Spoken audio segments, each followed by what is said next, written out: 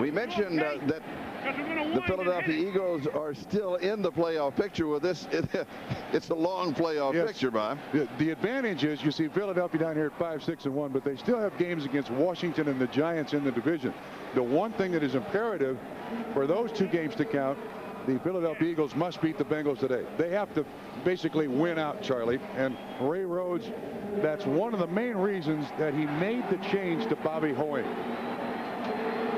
That's a tough change, though, isn't it, this time of the year? Well, it is, but Ray Rhodes told us when they drafted Bobby Hoying, he said he is our quarterback of the future. And the only reason that Hoying has not started earlier is that both Rodney Peete and Detmer have led the Philadelphia Eagles to the playoffs, and he really didn't want to turn everything over to the kid, Bobby Hoying. But because of the bad record, he had to make the choice. Is there any greater burden in the NFL than being the quarterback of the future? No. And Costin has one too. Well, no. Actually, Bruce is in a unique situation. Boomer Esiason is not the quarterback of the future. No, but he does have a quarterback of the future sitting on the bench now after 52 starts. Yeah, in those 52 starts, right behind there, Jeff Blake right there. Jeff Blake in those 52 starts threw 80 touchdown passes. So I'm not sure whatever problems the Bengals have had you can put squarely on the shoulders of Jeff Blake. But you can see he's up, he's animated. He's learned a lot from the master, Norman Julius Esiason. Boomer. And for those of you that are young viewers and aren't familiar with Boomer Esiason, how did he get his nickname? As his young son Gunnar, who is fighting cystic fibrosis, is here and all suited up. Boomer got his name while being carried by his mother. He kicked from day 2, apparently. So when he came out, he was instantly Boomer. Boomer. Eagles win the toss. They elect to receive. Deuce Staley is the return man. Temperature is 47. Humidity is 83%. The forecast, cloudy. Oh, that's a pretty good forecast. Here's the return out to the 20, 25, 30, 35, down around the 37-yard line. Lawrence Wright made the tackle. Let's look at that offense of the Philadelphia Eagles. Best center probably playing in the AFC right here in Steve Everett, formerly of the Cleveland Browns / Baltimore Ravens. Backs and receiver. Ricky Waters has been a big factor, but the huge story has been Irving Fryer. Again, over 1,000 yards in receiving. He's playing the spot that Jerry Rice played in this West Coast offense, and he's the guy that you must stop to stop the Eagles, and he starts from the backfield. And he starts in motion. Eagles come out throwing, pass is complete. Going to the tight end, Jimmy Johnson. Let's look at the defense now of Cincinnati. Last week, an extraordinary performance by this defense. They bent, but they did not break. They allowed Jacksonville 6 trips inside the 20, but came up with 1 touchdown and 4 field goals. It has been, shall we say, victimized for most of this season. Dick LeBeau, the new offensive coordinator, trying to insert the zone blitz package. It's been slow to catch on. Second down and 4. Ricky Waters, the remaining back. Little swing and left flat. He's the outlet. And Ricky goes out of bounds just across the 45-yard line, about a half yard shy of the first down. It was Gerald Dixon who picked him up for Cincinnati. Charlie, when we talked to Bobby Hoying yesterday, one of the first questions I asked Bobby was, what do you bring? What do you do best? And he said he knows what he's doing. He understands the offense, and he does not make poor choices. Well, you can see he's yet to throw an interception in 2 starts. Is coming. It's a run blitz to try and stop Ricky Waters, but he picks up the first down, and that's a very dangerous defensive gamble because if he gets past the run blitz, he's got all kinds of room to roam. Yeah, and you're right, Charlie. There are a whole bunch of long runs that are broken on 3rd and short, and Waters, one of those big, versatile running backs. There's Dick LeBeau, the defensive coordinator. And I think a lot of offenses hope for that jam up at the line of scrimmage on 3rd and short, because if you can break 1 tackle, it's generally a lot of yards. Dick LeBeau, of course, recognized as the father of the zone blitz. There's a few other fathers involved, too. Stepping forward, pass is complete. First down. Good for 13 yards. Irving Fryer. A little bit low. Tito Paul had the coverage. Fryer. No, it's not Fryer. It's Michael Timpson who goes down to his knees with the reception. From behind the defense, excellent protection by Bobby Hoying. You see both running backs sitting in there looking for any kind of blitz and then release. Again, Hoying, big, strong arm, played 5 years at Ohio State, was a starter for 3, and he's won everywhere he's been. He is 3 of 3 in this drive. Ricky Waters with the call, breaks tackles, a little slow start. Continuing effort inside the 30 to the 29-yard line. Opening drive of the ball game. James Francis with a tackle for Cincinnati. Ricky's not had a great season for the Philadelphia Eagles. He's just 848 so far this year. But in this offense, this West Coast style offense, he is the perfect running back for it because he catches the ball as well as he runs it. Back the number 2 receiver for the Eagles with 39 receptions coming into the ball game. Second down and a couple. Here is Waters, high stepping to the near side, and he is cut down. Ball comes out, but the play was already dead. It will not pick up the first down. Vincent Buckner with the stop.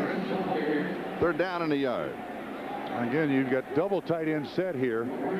You get a lot of formations and a lot of movement by this Philadelphia offense. You can see Vincent Buckner coming out from the inside. Good pursuit. Ball is on the ground, no question. Not a fumble. There's Ray Rhodes on the sideline. And Coslick, both proteges of Bill Walsh. Third down and 1. Tal drops, roll right, pass complete.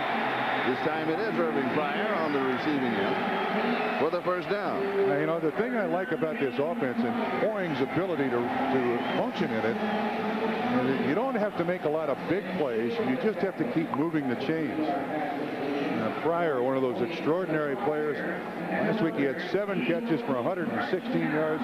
This is the most impressive thing. 50 receptions in each of the last 8 seasons with 3 different football teams. And he looks younger and fresher than he did 10 years ago, Charlie. Charlie Garner now in as the running back. He gets the call, and he'll pick up a couple of yards on the play.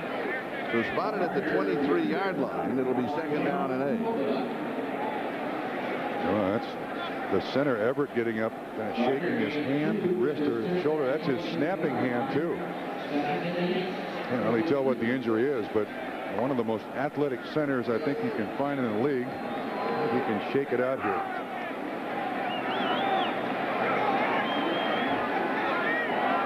Second down and 8. Hoying calls for a timeout. I'm not sure if it's the defense or if it's his own center that he's worried about. We'll be back. No score. And of course, historic Philadelphia, a chance to tour what many call the birthplace of the nation. You were at the at Independence Hall yesterday. Yes, and the Liberty Bell. Huh? And later we'll show you the crack. It's not the first crack. We learned a lot. We learned a lot. Follow the NFL online. We'll have the Liberty Bell and more at MSNBCSports.com. There's so many great running backs in the league today. We decided to compare them all to see who's the best. NBC's Jim Mora shares his thoughts on what he looks for in a great back. Then vote for who you think is the league's best back. I voted for Barry Sanders. Plus, on this Thanksgiving, who said that? Plus, on this Thanksgiving weekend, we take a look at what each NFL team has to be thankful for. It's all at MSNBCSports.com. This is the 9th play of the drive. Second down and 8. A little swing in the right flat, and it is dropped by Ricky Waters. And he's a very good receiver.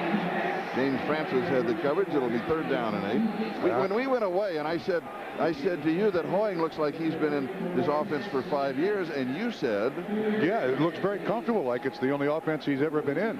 But they didn't have to force him into the lineup. That's the best thing about the situation with both Ty Detmer and Rodney Peete. He could sit and learn.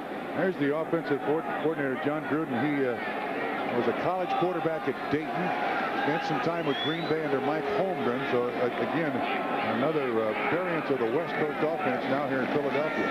Third down and 8. Converting on 2 previous 3rd and 1s into the corner of the end zone. It is there. It is a touchdown. What a throw. With a great touch. Michael Timpson, that is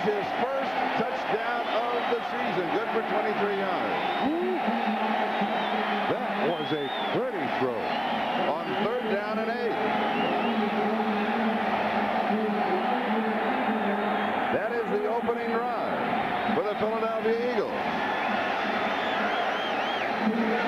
That's part of the magic of that West Coast offense. They think, they dump. A little here, little there, bam, deep. O'Neal to attempt the extra point, and it is good. The Eagles go up 7-0. Bobby Hoy, his pass. He's decked. And his reaction. Back in a moment. Charlie back to the touchdown. Here's Timpson. He's going to a little shake move inside. Spencer's the man in coverage. This is just an excellent move by Timpson. A veteran move. Watch him shake inside. Spencer buys it, and Hoying puts it right on the money. Beautifully thrown. Not particularly good coverage. A spectacular score by Bobby Hoying. We asked Hoying if he was healthy. He said, healthy? I haven't been hit in a year and a half. Although his first start against the Ravens, he was sacked 9 times. Last week, he was sacked 3 times. So he's got some bumps and bruises, but he has been well rested. James Hunden and Eric Bieniemy are the deep backs on the return. And this is Bieniemy who will pull it in at the 12-yard line after the 15, across the 20. And down at the 22-yard, the Eagles come out with the ball, but I believe the play was already there. 2 big changes now for Philadelphia. Throughout this season, they've suffered horrible field position. Their kickoff coverage has been awful, but that was a great stop. Joe Wessel, the special teams coach, and last year was the special teams coach for the Cincinnati Bengals. So Cincinnati now on offense for the first time. They'll start at their own 27-yard line. Boomer Esiason, the quarterback. Scott, now the #1 receiver, goes in motion, steps forward, throws, and almost picked up. It is incomplete. Tony McGee, the tight end, was the intended receiver. Let's go to the lineups. Offensive line with the Bengals. In the last 4 weeks, the addition of Kevin Sargent at left tackle seems to have helped the Bengals running game, performing reasonably well. And Corey Dillon now has emerged as the running back for Cincinnati. 2nd and 10. Here is Corey Dillon. The Eagles are there defensively, led by Red Hall. And let's look at that front 4. This is an outrageous defense. Absolutely outrageous. What do you mean by that? Well, it's a 4-man front. Pretty traditional looking, but they will give you more fronts, blitzes, and coverages in one game than any 2 teams do in a month. These guys are everywhere, and they are up the field on every single down. They can blow an offense up. 3rd down and 11. Boomer checks the defense. Blitz is coming, steps away from it, buys some time, throws with a man hanging all over him, and completes the pass for the 1st down. What a play. Tony McGee, the tight end, converting on 3rd down and 11 under all kinds of pressure. You're going to see again a blitz, a lot of pressure on Boomer Esiason, and Boomer's able to step up and avoid the blitz. 51 comes late, Thomas. And Thomas is an excellent tackler. Then he runs into the arms of a defensive tackle, stays with the play, and makes the completion. 16 yards, 1st down. Here's Dillon leaning behind the right guard, leaning for a couple of yards. Out to the 44-yard line. It'll be 2nd down and 8. Greg Jefferson, the defensive left end for the Eagles, gets credit for the stop. Another feature you'll see of the Cincinnati Bengal offense with Boomer at quarterback is a little more up-tempo, something that he certainly learned under Sam White and then continued with Jim Crossell out in Arizona, and it's a tempo that he likes. So, Bruce Coslet lets him do it. Kansas City, early lead on San Francisco. As the ticker goes by, updating the other early ball games this afternoon. This one is incomplete. Dillon had his hands on it, and he was jarred by Charles Demery. Good defensive play. Well, this is a defense that is absolutely amazing. You see his numbers last week. 26 of 36, 2 touchdowns. He threw the ball to 7 different receivers. But this Philadelphia defense is man-to-man coverage, bump and run, right up in everybody's face. They make you make every single play. Third down and 8. Remember, it was 3rd and 11, and they converted. Going to the tight end, Tony McGee. Here comes the blitz again. Good protection, picked up, fighting downfield. Tony McGee had to into some pushing and shoving, but with no flags flying, it will be 4th down. They'll have to kick it away. And Matt Stevens, number 45, was all over the tight end, and Bruce Cosley is complaining that he was held. It's a very good complaint because he was. Lee Johnson will kick. Freddie Solomon is the return man.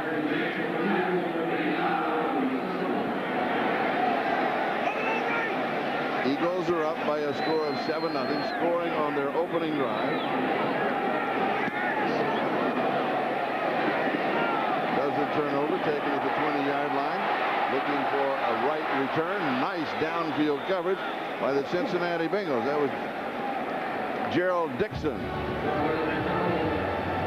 36-yard punt. Back in a moment.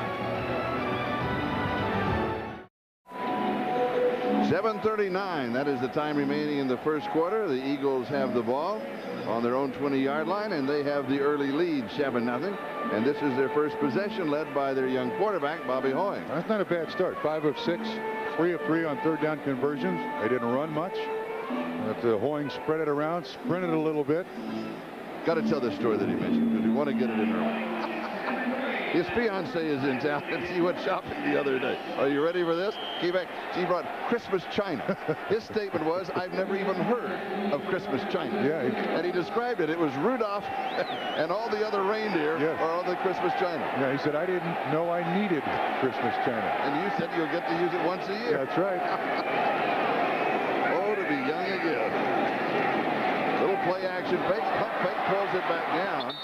He wanted to come quickly to the outside. There was coverage there. Pulled it back down as we go to New York. All right, Charlie, and we go to Foxborough, where the Patriots are on the board. Bledsoe to Sam Gash out of the backfield, 3 yards and a touchdown. And the Patriots kick the extra point and lead Indy 7-0 in the first. Charlie. That's our score here. Philadelphia leading Cincinnati 7-0. And that was a pretty heady play by pulling that throw down. That could give them all kinds of problems. Yeah, one of the things young quarterbacks tend not to do is take a sack. You know, and again, Hoying makes the right choice. He's not going to throw it up, turn it over. Fumble and no, play action fake.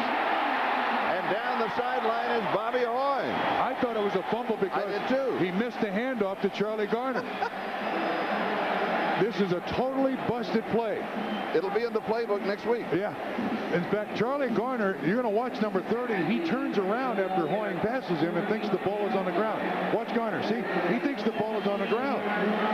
Hoying, quick reactions out to the 36-yard line. He's not known as a running quarterback, but at 25, the more you can do. 17 yards, first down. You have to love playing behind a kid like that, too. This time he hands it off to Ricky Waters, and Waters made sure he had the ball. Yeah, you can see Hoying's enthusiasm, too. You know, great energy in Bobby Hoying. He is really loving the idea that he's now the starting quarterback, and he recognizes that sitting on the bench behind him are Rodney Peete, who today is the third quarterback, the emergency quarterback. And he led the Eagles to the playoffs and a win. And Detmer, the former Heisman Trophy winner, he led the Eagles to the playoffs. Now Hoying gets his chance. He wants to make the absolute best of it. Eagles up 7-0. This is their second offensive drive. This one is incomplete. Could have been caught. Freddie Solomon, a little bit behind him perhaps.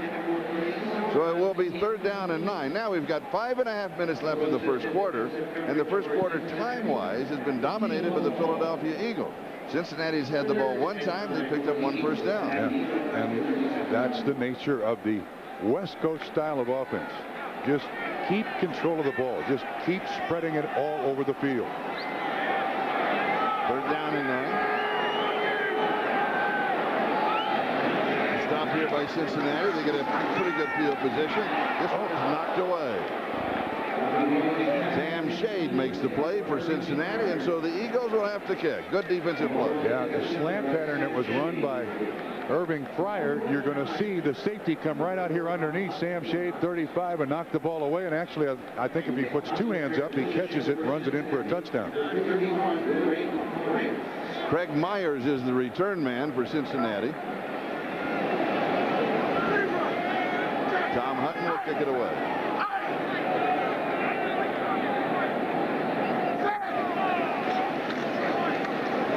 Good protection. High, lazy floater. Taken to the 12-yard line. Third man gets him, and gets him well. It's Kevin Turner, the fullback.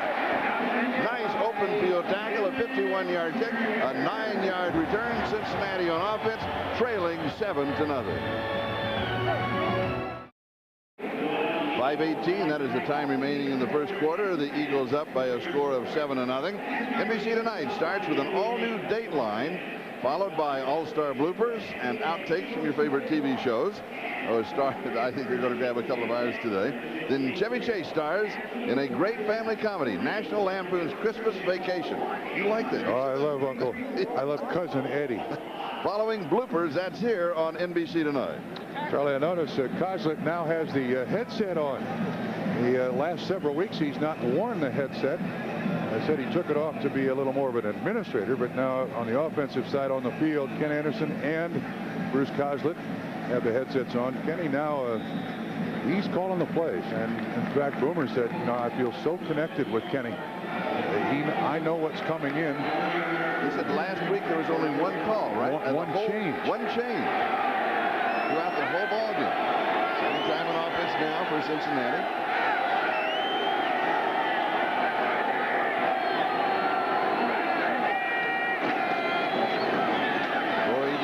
On the left side, and he has 10, 11, maybe 12 yards. He'll pick up the first down before James Darling makes the tackle. Now, Charlie, the first comment to make here is that you notice that Cincinnati went to the line and sat there for a little bit.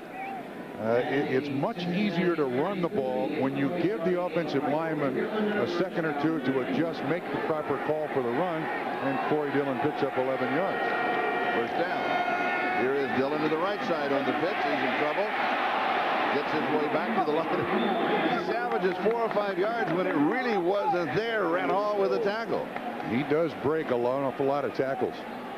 What did you say last night? I'm looking for 4 yards every time I carry the ball. I have a 4-yard principle. Yeah, and this change right here, the 3-1 record in the rushing yards, when they inserted Dillon into the lineup every day and Kevin Sargent at left tackle, all of a sudden the offense got a whole bunch better. Dillon now picking up only 1 yard on this carry after picking up 5 on the previous. Hollis Thompson with the tackle. Mark it 3rd down and 3. Dillon leaves the field, and they bring in Eric Bieniemy, the 1, and Kajana Carter, because he hasn't really caught on to all the pass protection yet. And that is a huge factor when it comes to playing a team like Philadelphia. You need those backs to block. Here comes the blitz. Has a man open, and he hits him. Passes complete to James Hunden, I believe, down the sideline and out of bounds. Whoa!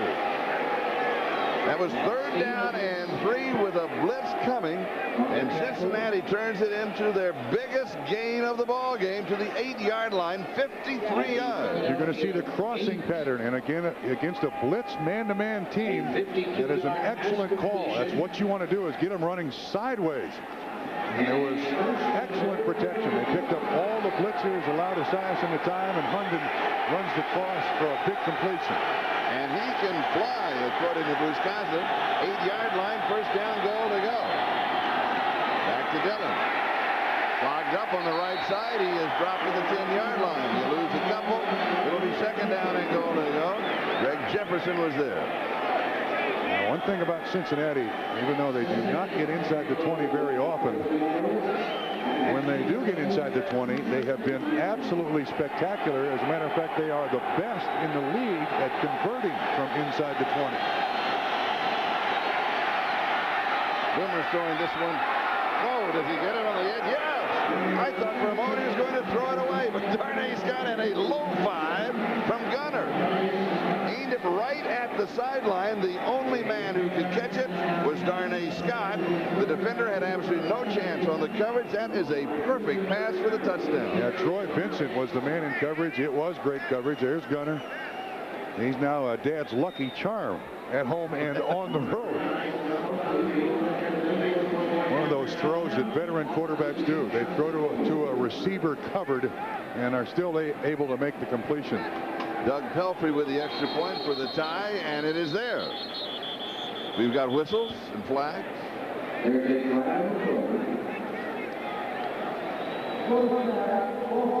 The offense, number 75, retry from the 7-yard line.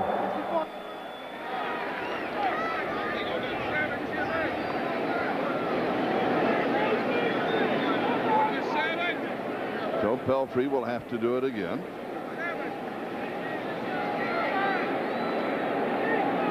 An impressive drive of 79 yards, 53 yards on the big play of the drive. And again with the tie. Perfect. So we are tied at 7 with 2:46 left to go in the first.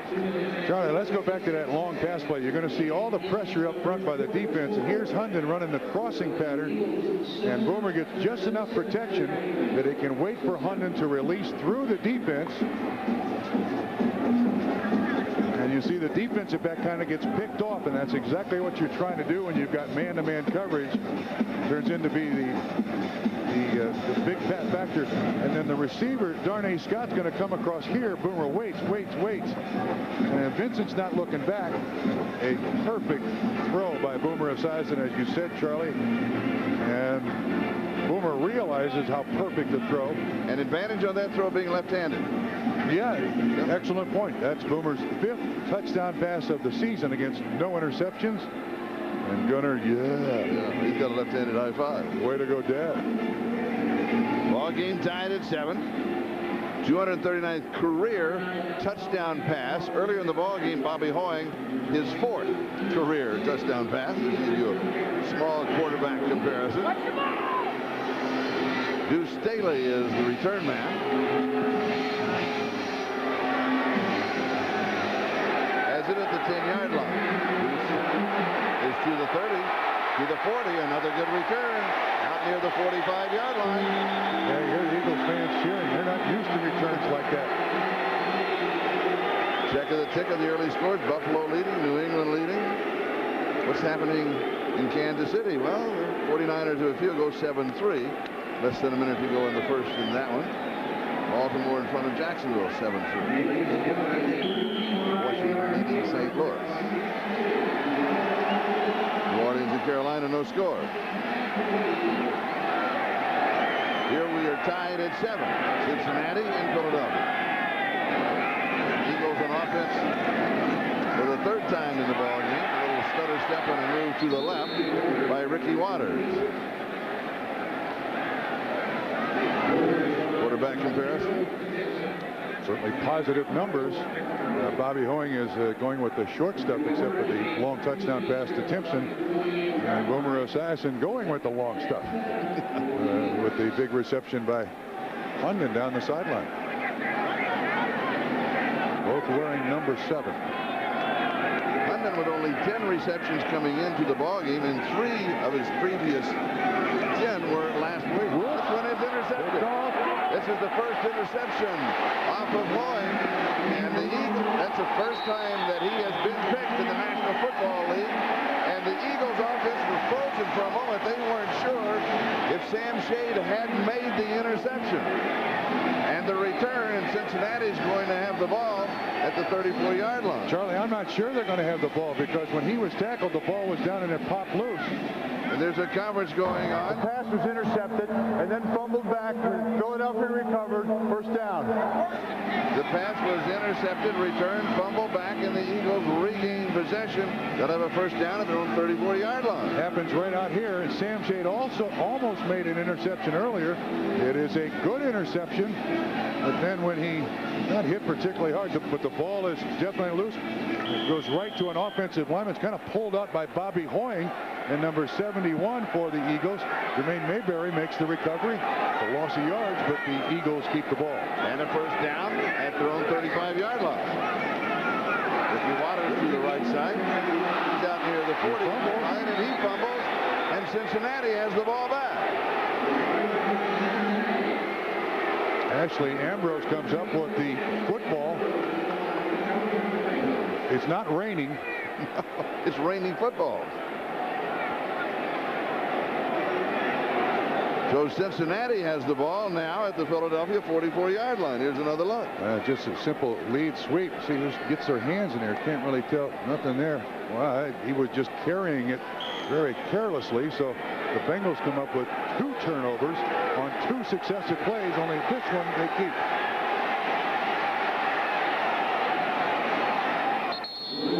Well, to see what they can get going on the ground with Corey Dillon, and if they can hold the ball.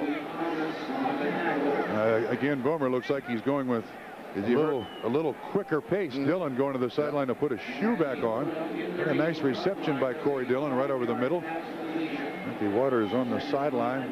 Not someone who coughs the ball up often. 39-yard line, 2nd down and 5.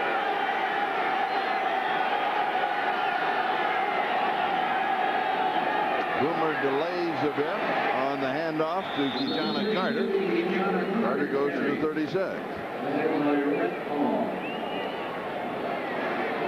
I was shocked to hear Boomer say last night that over the last year and a half, last half of the season in Arizona, and to this point this year, although he's played little, he said it's the best football I've played in my career. I know this offense inside and out.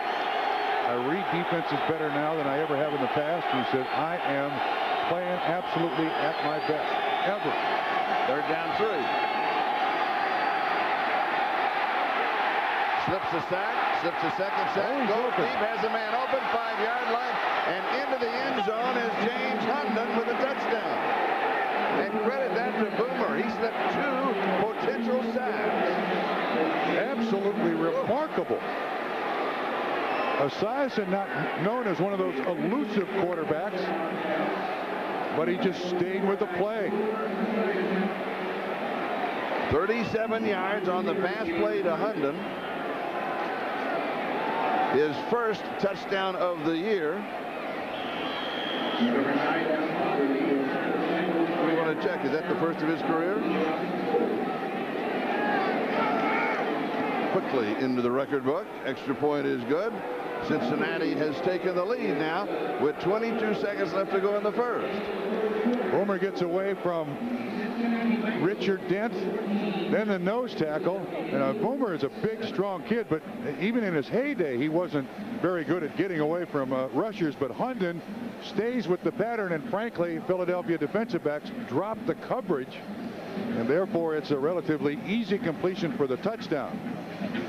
And I repeat what Ray Rhodes and his assistant said. We are scared to death of Boomer Esiason.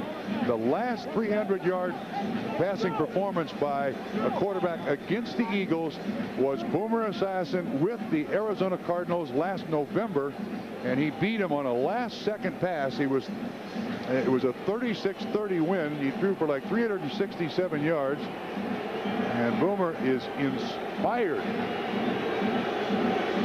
That is the perfect word. That is Hunden's 2nd career touchdown reception. He had one last year. Thank you very much. All right. And Waters with the fumble.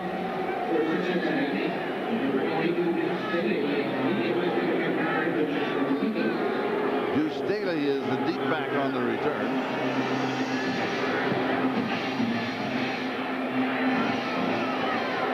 Passing at the 9-yard line. Good return going, but then he's pulled down at the 23 by Sam Shade as we go to New York for an update. All right, Charlie, at Jacksonville, the Ravens and the Jaguars. This is Mark Brunell to throw. The ball deflects and then is picked off by Antonio Langham of the Ravens, who returns 40 yards for a touchdown. Vinny Testaverde has just thrown a 15-yard touchdown pass to Jermaine Lewis in the 2nd quarter. Baltimore leads the Jaguars 14-3, Charlie.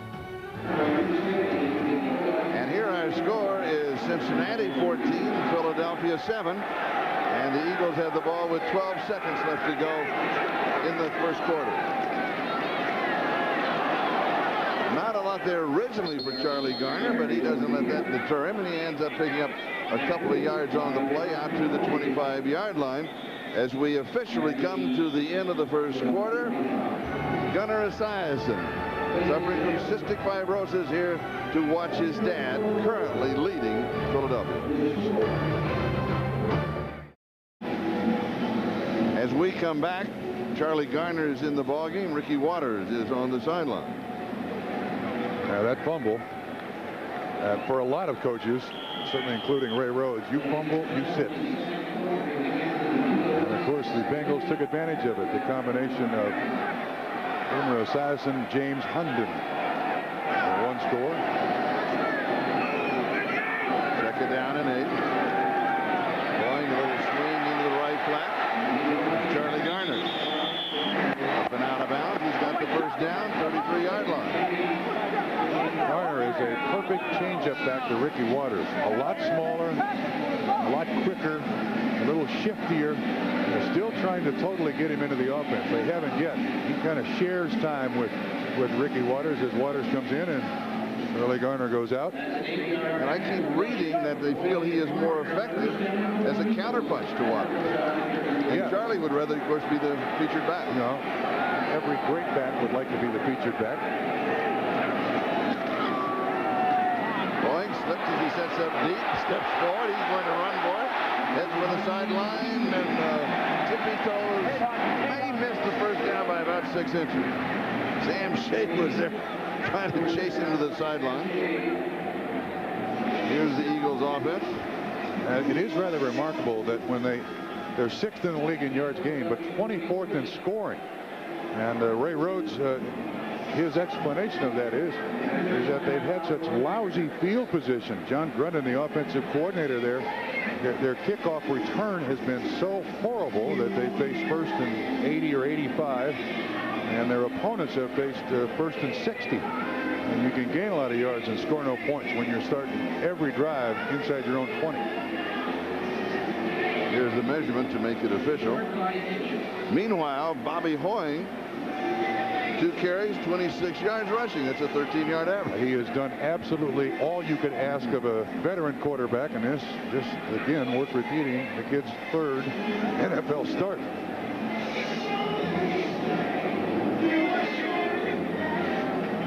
By the way, he does have family here. They had to get 13 tickets. They flew in from St.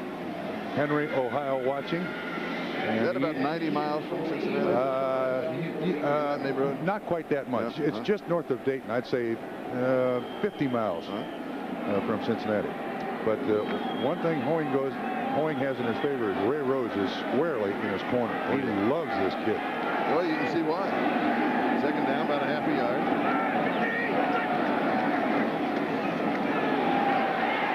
And Ricky Waters may not get it.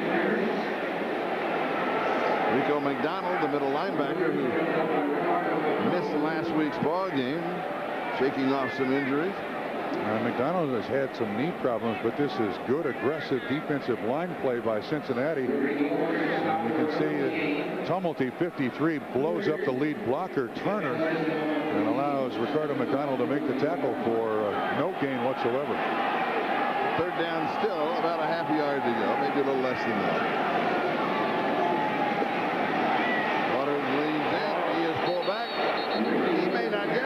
Depends on the spot.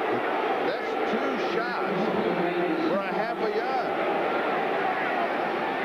It's a very generous spot. I do think they got it.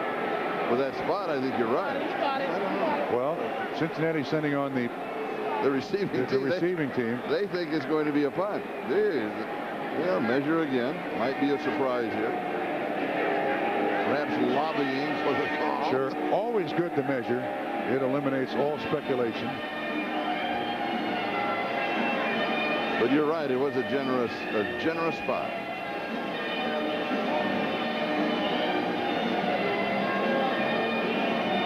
No, they didn't make it. 1, 2, 3, 4, 5 links short. Yeah, that's an easy choice for Ray Rhodes. You send out your punt team. Oh, you don't want to try 3 times. No. All right, here's how they stopped him. And he kind of runs into his own guy, number 1, but that's good, aggressive defensive line play by Cincinnati. John Copeland, 92 on the bottom of the pile. Ray Rhodes, one of the most intense head coaches I think I've ever been around. Who also, if you give him 10 minutes, he'll talk to you for an hour and a half about football. Oh, he loves to. I mean, he loves to visit about football. Greg Myers is the return man. Good hang time, but it doesn't turn over. It'll be down by the Eagles at about the 21-yard line of Cincinnati. Cincinnati leading by 7. Back in a moment. I was with Bill Bonnell, our producer, yesterday at the Liberty Bell. Paul O'Brien, the park ranger, explained to us that the big crack is the second crack. There's a little hairline crack right there. Is that right? Yeah. I didn't know that. I didn't either until yesterday. I wondered what you guys did when you went out on Saturday. That's what we do. We're history buffs. Corey Dillon off of the right side. How did the first crack get in the Liberty Bell that you said was right here? They say they think that they took the Liberty Bell on tour of the United States and had all over different cities. And of course, they were ringing it in all these different places. And then over the, it's over the almost 100 years old that you get a crack here and there. Well, maybe they shouldn't carry it around the country anymore. They don't. That's why they don't. Okay, now I understand. Yes. Thank you. All of that yesterday. I love learning things on a daily basis. Corey Dillon has the first down. He goes out to the 32-yard line. Shortage with the tackle. Watch as Corey Dillon gets through the line of scrimmage. He's going to run through the tackle of number 51, William Thomas, Pro Bowl linebacker, right there. That is the one thing that I think is the dominant characteristic of Corey Dillon as a rookie. He breaks a bunch of tackles, and William Thomas is an excellent tackler. First down, 32-yard line. Boomer to throw all the time in the world. Great protection, comes to the near side. The pass is complete. Marco Battaglia, tight end for Cincinnati, has a sliding grab. And Charlie, you made the right observation plenty of time. Again, a crossing pattern, and when you have man coverage, you try to run crossing patterns. Battaglia is going to come across here. Watch how much time Boomer has to wait. And then again, a nice throw, and it's hard for man-to-man coverage to keep up with those receivers if there's no pass rush. Here is the reverse. Darnay Scott down the sideline.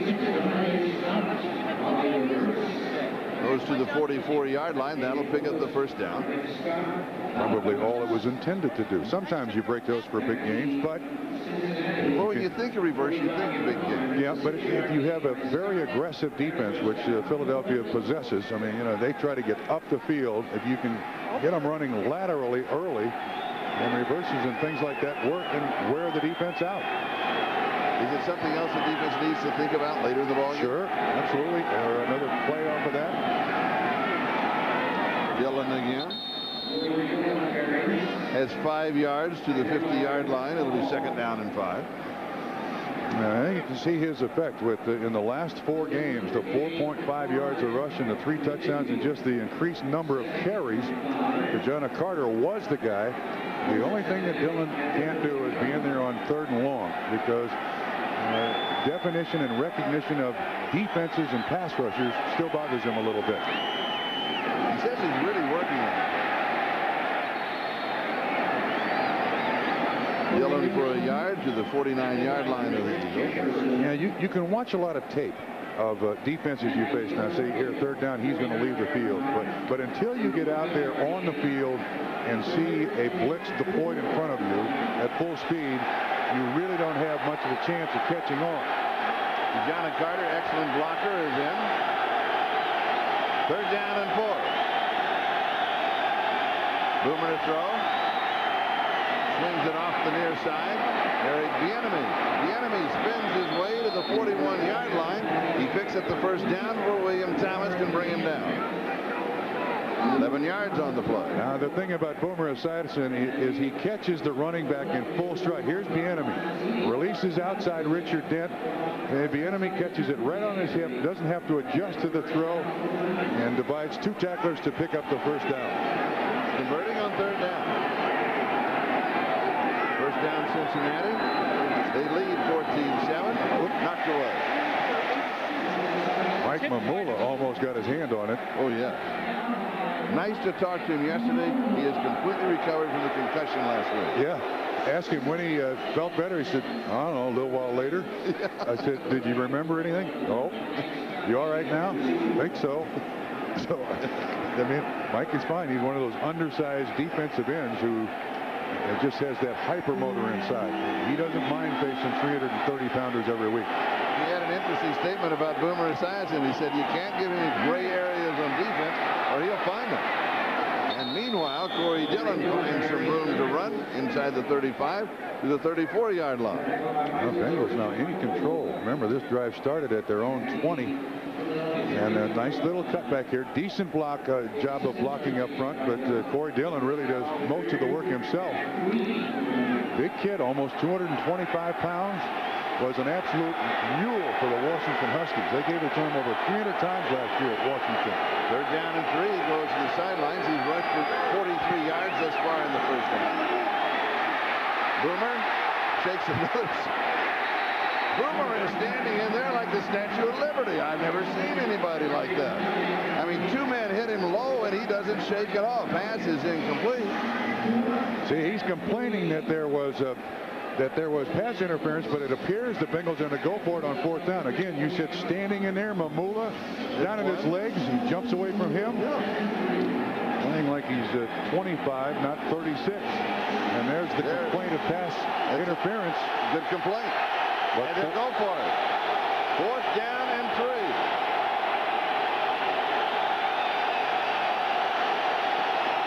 Here is the pitch. Bobbled, fumbled, then recovered by Cincinnati, but it was 4th down. The Eagles will take over. Charlie, on downs, but we've got a flag. We've got a flag. Yeah, I think the penalty is going to be on Cincinnati because they had a wide receiver move prematurely.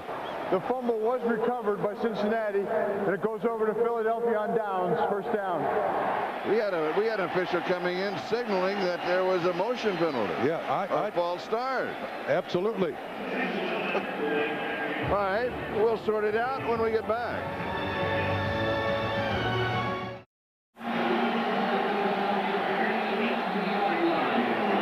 John Carter with the fumble, the recovery by Cincinnati, but it was 4th down. Eagles take over, and we'll sort out. We were talking about when we went away. Hoy comes out throwing, has the pass right on target. It goes to Irving Fryer, and here come the Eagles. McDonald with the tackle. Let's go back a play ago. Yeah, here's the official standing here, and this is Darnay Scott. When the man goes in motion, he moves. Right there. That's premature. And then if John Carter catches this little pitch, it's a 1st down pickup, but he was looking upfield too quickly, and the net result is the ball goes over to Philadelphia, and now they got to get some offense going. And one of the officials came into the huddle, signaled going deep into single coverage, and it is incomplete. But one of the officials was coming in signaling of a false start. So we figured that they were going to bring it back, but they didn't. That's not a surprise. Yeah, well, you see the total yards there. A 136 passing by Cincinnati has helped a great deal. But to this point, up 14-7, Cincinnati has really controlled most of this first half. 52 of those yards, of course, on that one long pass play to James Hunden that set up a touchdown. 2nd down 10. Hoying rushes forward. He's got all the room in the world. He's to the 20 and then out of bounds at the 15-yard line.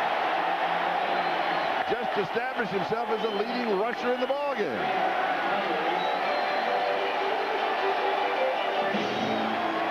Now the Eagles run motion, and he has been the biggest factor on offense for Philadelphia. The Bengals were in man coverage, and at the end of this play, there's a linebacker, Tumulty, the middle linebacker, who was covering the fullback down the field, had his back turned, didn't even know Hoying was coming. 58 yards, 3 carries.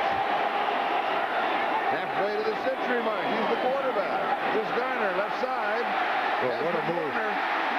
Nice move around the corner to the 80-yard line.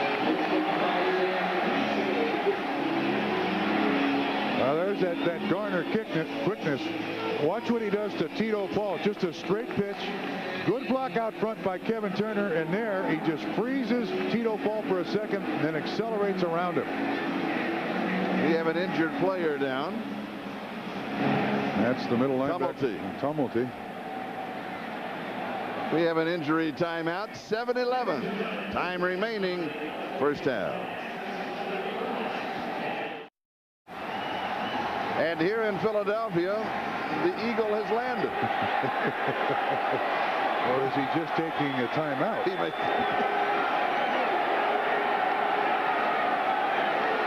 Tovar replaces Tumulty. Here's Garner, left side, has just a bit of an opening. Works his way inside the 5 to the 4. He'll have the first down. It'll be first down and goal to go. Wilkinson with the tackle. Now, so far in 1997, you see inside the 20, they've done just fair. 17 touchdowns, 14 field goals, just fair. But the big point is the Bengals defense last week, Jacksonville was inside the 26 times. They allowed them 4 field goals and a touchdown, so they only scored on 5. This is the second time in, and Philadelphia scored the last time they were inside the 20. Eagles trailing by 7. Garner comes inside behind the left guard and tackle to the 2-yard line, where will be second down and goal to go. Is it significant that Charlie Garner is in there and not Ricky Waters? Yes, it is. 2 reasons. Why? Fumble, and then he had the 2 shots with a foot to go, and he wasn't able to pick up the first down. I surmise. Well, you might be right. Garner's about 185. Ricky Waters is a good 215. A good power back on the goal line.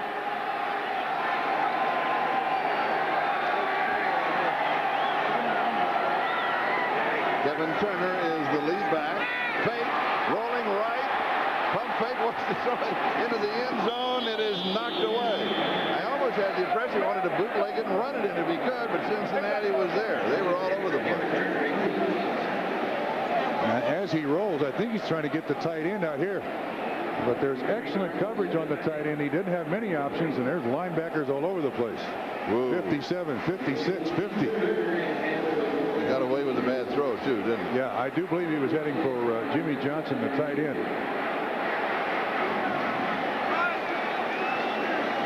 Young man does not make many mistakes.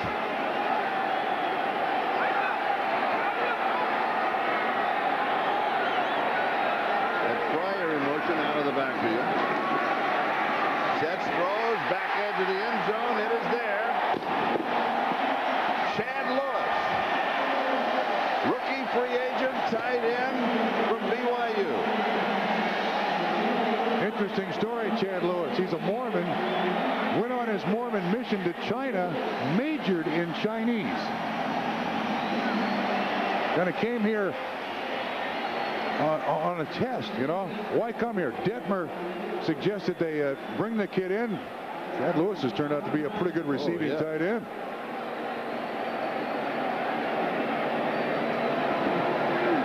Well, that's 2 times inside the 20 for Philadelphia. 2 scores. This is for the tie. It is good. We are tied 14-14. We have 5:24 left to go. First half.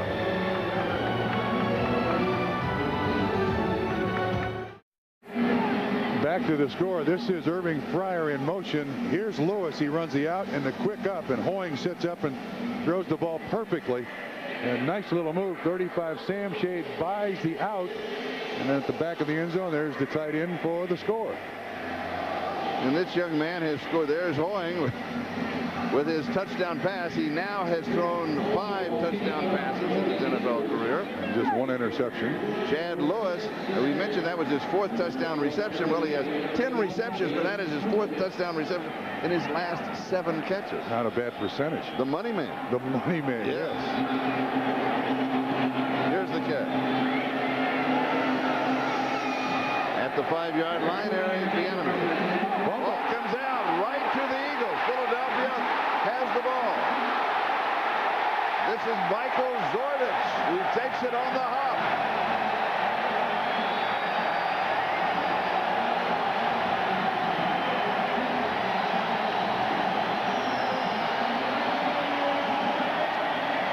kickoff coverage for Philadelphia to this point in the season has been atrocious until today. And one of the adjustments that Ray Rhodes has made is he's put a lot of his starters out on the coverage team. And there you see the starting strong safety Zordich come up with the fumble recovery. And now Philadelphia with outstanding field position. At the 28-yard line of Cincinnati, turnovers are even at 2. One of the things that Ray Rhodes said yesterday with the changes in the National Football League, you're going to have to draft special teams players. You need them. You're absolutely correct. There are a lot of teams who now have 2 or 3 guys who are just special teams specialists. Here comes an outside blitz. Has to get rid of it. It is incomplete. Sam Shade was the blitzer, and he was unimpeded, if that's the correct word. Yeah. There was nobody there to impede him at all. Comes from about 25 yards away, and I'm surprised there's not intentional grounding here. It should have been. Officials missed another one. That is set 2 that we are aware of. Yeah, he was not outside the tackles and just threw the ball away. 2nd down and 10.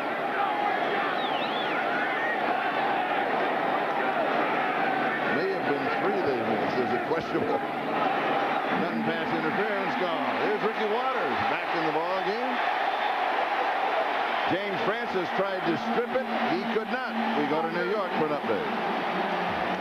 All right, Charlie, at Jacksonville, Mark Brunell beginning to heat up for the Jaguars. This is a 44-yard strike to Jimmy Smith to set up a Natron Means 4-yard touchdown. Jacksonville has added a field goal and now trail the Ravens 14-13 as they approach halftime, Charlie. They have a shootout going there just like we have here. Here we're tied at 14 with 4.5 minutes left to go in the first half. A lot of good ball games going on all across the NFL this Sunday afternoon. Here's Waters in motion going to the outside. Ball comes back, knocked down. He wanted to come back going into the right flat. It is incomplete. So it will be 2nd down and 10. Eric Bieniemy with the fumble on that kickoff return has given Philadelphia outstanding field position. You can see Waters' contribution this year dropped dramatically as far as touchdowns, but that's true of the entire team, not just Ricky Waters. They are scoring a whole lot less. And that's another reason why Hoying is now at quarterback. 2nd down and 10. Here's the pitch to Waters. He is cut down after 3 yards on the play. Another update in the NFL. Kansas City leading the 49ers 21-3. Marcus Allen, a 3-yard touchdown run. Rich Gannon has a couple of touchdown passes in that one. Yeah, Charlie, week after a team clinches a division title, good time to play them? Yeah, they don't play well, and that's the case with Kansas City and San Francisco. Meanwhile, Kansas City trying to stay. They are a game behind Denver. They need to stay there. Denver plays later on today in San Diego. Eagles 4 of 6 on 3rd down conversion. 3rd down and 7. Hoying steps forward, throws, pass is complete into the end zone for the touchdown. Tight end Jimmy Johnson. He likes his tight ends, doesn't he? Yeah. I hope to tell you he likes his tight ends. 2 touchdowns, both to tight ends.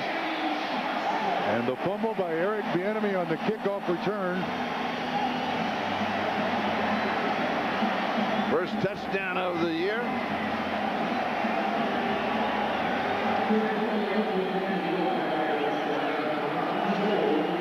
Now, the thing I like again about Bobby Hoying, he just stands in there with great poise and looks around as to where the defense is deployed, finds the right guy. Capitalizing on the turnover, and they move in front by a score of 21-14. Here's Johnson, the tight end. The motion by the fullback kind of shifts the defense this way, but he just goes up, and the coverage is dropped. He's standing right there in the middle, and at 260 pounds, he drags the safety into the end zone. There he is right there. So you can see Greg Myers just lets him go, and then Bo Orlando standing back in the end zone can't make the tackle in the field of play. And Hoying again, the right choice. Patience to wait for the guy to come open. He has 9 completions, 3 of them for touchdowns. The future is now for the quarterback of the Eagles. That always works.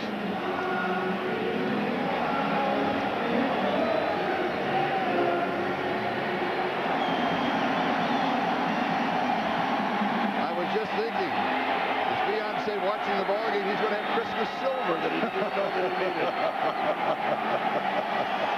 To go with his Christmas silver. Good point. Well, you know, Bobby Hoying at Ohio State, well, he threw to Ricky Dudley. He threw to Galloway. Handed off to Eddie George. I mean, what a cast of players around him.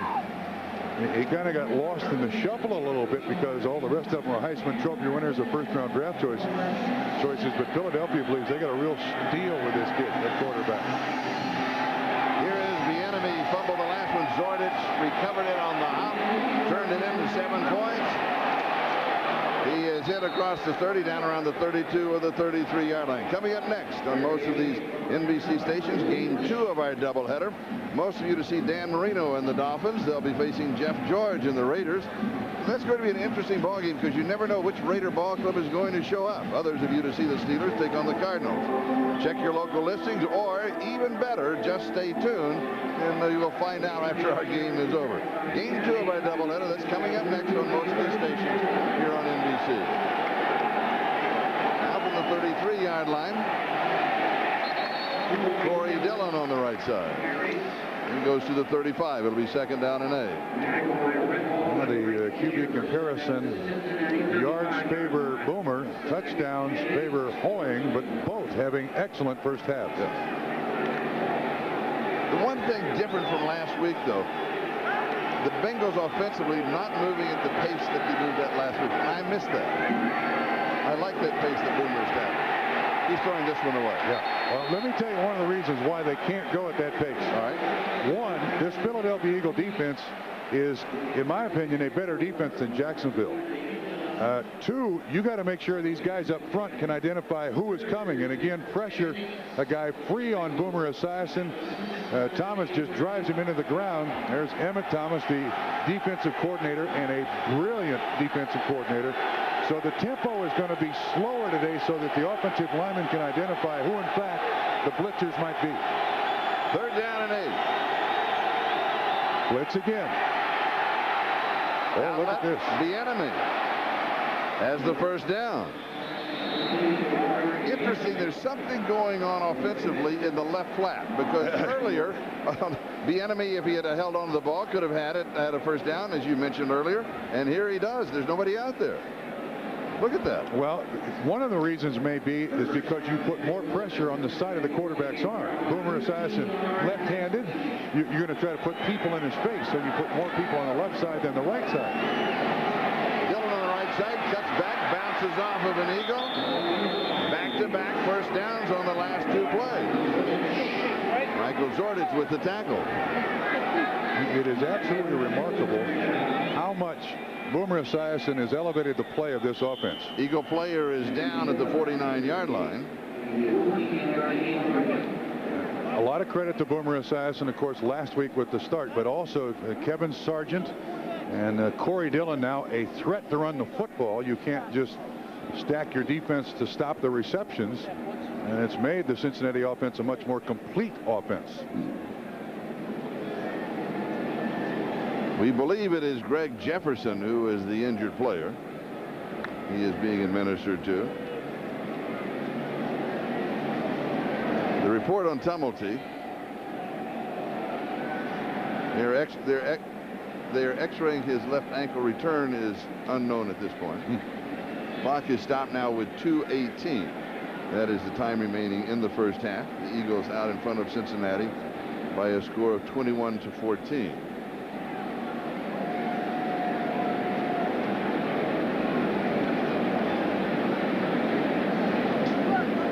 '79. Yes, it is Greg Jefferson. 3rd year out of Central Florida. Starting defensive left end for the Eagles.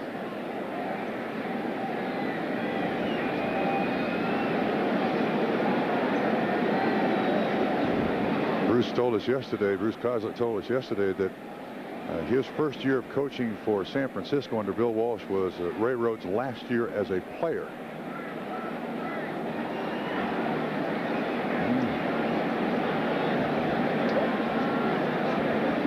Earlier we talked about the NFC playoff picture. Here's the AFC playoff picture. And let me put a little check mark by Kansas City. I'd be more than happy to. If you would, please. Yeah, how's that? Kansas City now leads San Francisco 28 to 3. Rich Gannon, 3 touchdown passes. Wow. Whoa. You see the division leaders. The Jets are the most shocking team. Denver again at 10-2 and owns the AFC West, although Kansas City closely on their heels. Jefferson up walking off. That's a good sign. My estimation is things are a little tighter in the AFC than they are in the NFC. Yes. You know? I have that same feeling. 38-yard line of the Eagles. First down, Cincinnati. Boomer goes deep down the sideline, and it is incomplete. Darnay Scott, the intended receiver. Bruce Costin said he told Darnay, now with Carl Pickens out with a grade 2 groin pull, you're number 1. You can't hide. It's your responsibility. Go out and do it. Yeah, this is the matchup that Ray Rhodes and his defense wants. Troy Vincent on their best receiver, whoever they happen to be. Vincent, an excellent man-on-man coverage guy, and he was stride for stride with Darnay Scott, who we discovered yesterday needs glasses and contacts, but has not adjusted to the contacts yet. That would account for all the balls he's dropped. John Carter on the draw. Just back to the line of scrimmage. It will be 3rd down and 10. The 2-minute warning to both benches. We'll be back to the vet in a moment.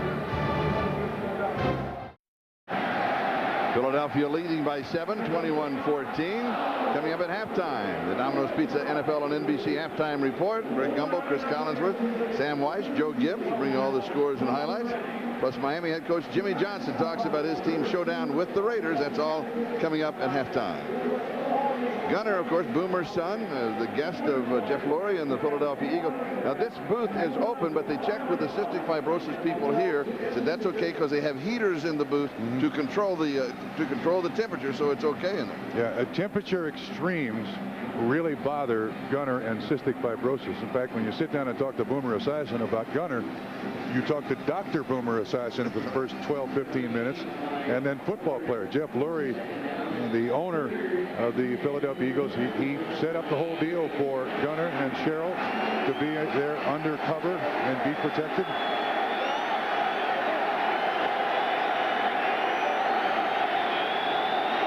Third down and 10.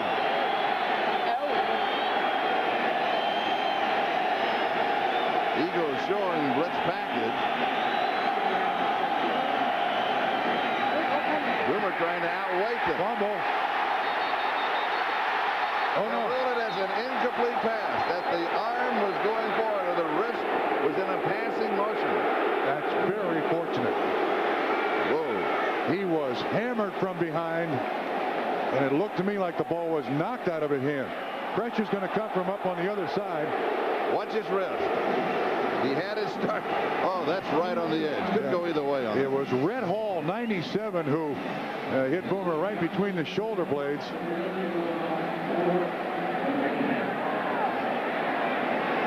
You're right with the defensive fronts of the Eagles. They show you everything. You've got to sit there a long time to figure it out. Sometimes it looks like they're bringing 15 guys. Meanwhile, Lee Johnson is maybe they not. And they still got 4 in coverage.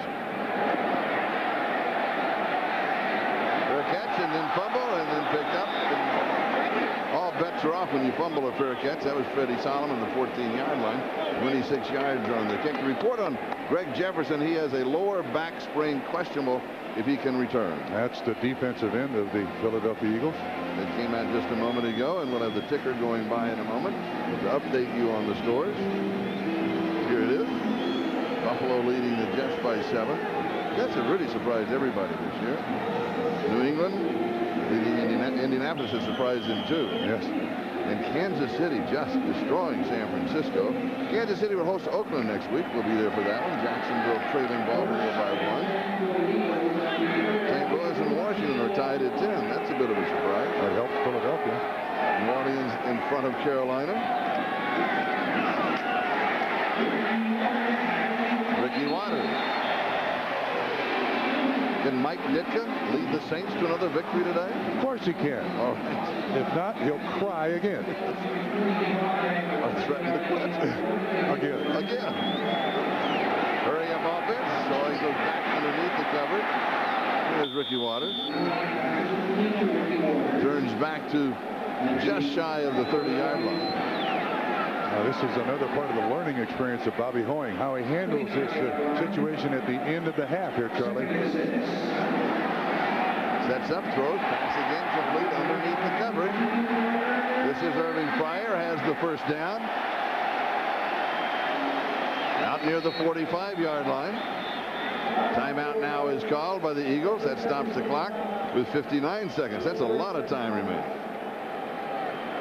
Every one of these, one timeout left. Every one of these little situations is just part of the learning curve for a young quarterback. No matter what he did in college, you know, they don't have the 2-minute warning in college, and a lot of people forget that when quarterbacks come to the NFL, you have to learn how to function in the 2-minute warning. And so far, Hoying has played flawlessly. Actually, in this being his third start, he's yet to really make a mistake. And his coach, Ray Rhodes, likes a lot of classroom time. Where does that come from? That comes from Bill Walsh. In fact, Ray Rhodes told me yesterday, this is the first I've ever heard this. His first year with the 49ers as a player, the first week of the season, he went out and he bought one of those 16mm projectors so he could take it home and watch his own film. And I said, Ray, you're the only player I've ever heard who bought one of those projectors. You know, but he requires an awful lot of tape time for his players. Stride. Pass is complete to Irving Fryar. Here come the Eagles. Boy, that is 23 yards, 34-yard line, Cincinnati. Charlie, that was one of those beautiful, deep, long stride slants that Irving Fryar has run his entire career. Going again. Looks over the middle. In stride. Mark Say. They found a home in the middle of the defense of Cincinnati. 12-yard line. First down, 19 yards on the play. I'd say the young quarterback has figured out the hurry-up 2-minute off-down. Yeah, absolutely. Whoa. A correction on the Kansas City, not on the score, but on one of the touchdowns. Rich Gannon has 2 touchdown passes. One of the touchdown passes was from Marcus Allen. Yeah, to Popson, I noticed, the former 49ers. Dick LeBeau on the sideline. And Bruce Coslett on his right shoulder listening to the call. Behind him is Tim Crumry, the defensive tackle. If we go back and look at the 2 big receptions, here's Fryar, deep slant.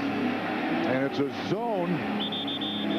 And they just take advantage of it. That's the first catch. And then the next one, you're going to see the receiver come right up the middle of the zone. It's a double zone. Corners up, safeties out. Hoying read both of those defenses perfectly. Threw it to the right guy. Both receivers made easy catches for big completions. Quick reminder, stay with us at halftime. The Domino's Pizza NFL on NBC halftime report. The gang in New York City will be updating everything that is going on today. A very exciting Sunday here in the NFL. Eagles out of timeouts.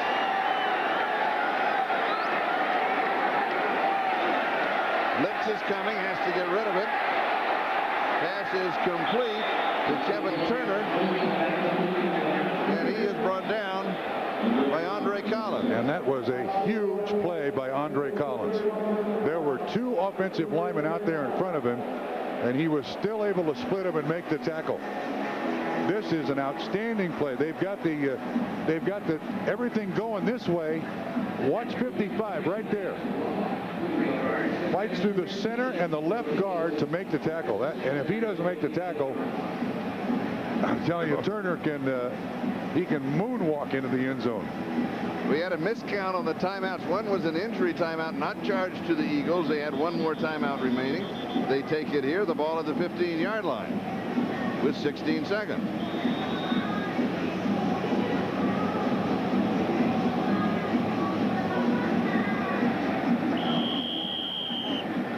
Chris Boniol, the field goal kicker.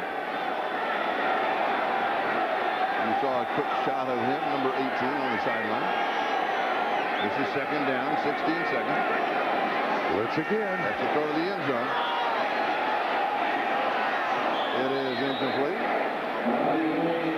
11 seconds. Time for one more shot into the end zone. It looked to me like Corey Sawyer, number 23, has a hold of Irving Fryer's jersey. Let's see what happens here.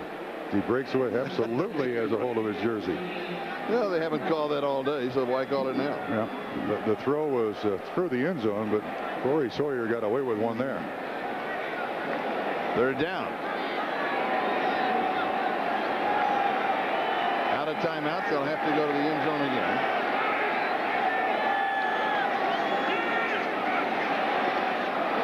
Has a man open, but he threw it behind him. He was out of time. He had to get rid of it. Yeah, well, it also appeared that Turner, the fullback, was running the out and up. And Bobby Hoying threw it just a little too quickly. He threw the out and forgot the up. Yeah. Yep. Well, but this field goal attempt That's by... still dangerous, though, isn't it? Not to throw it into the end zone with no timeouts. Well, if you catch it and make the tackle in the field of play, time can run out on it. Yeah, that's true. But this field goal attempt, if it goes in, it gives Philadelphia 24 points. And that seems to be their magic number. It is. You're right. This is a 33-yard field goal attempt. There's no question about it.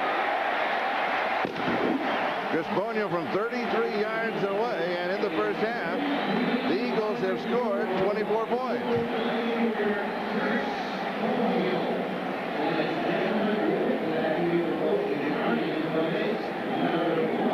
24-14, the only team in the NFL not to score more than 24 points in the game. Are they maxed out with 2 seconds to go in the first half? Well, the way they play this first half, I don't think so. I don't either. I think they've got other opportunities for scoring. Be sure to stay with us at halftime for the Domino's Pizza NFL halftime report. We'll go back to our studio in New York, and there's a group photo. They'll be updating everything that is going on, including Marcus Allen's touchdown pass in the Kansas City 49ers game. High school quarterback in San Diego. Not that unusual to see Marcus Allen throw the football.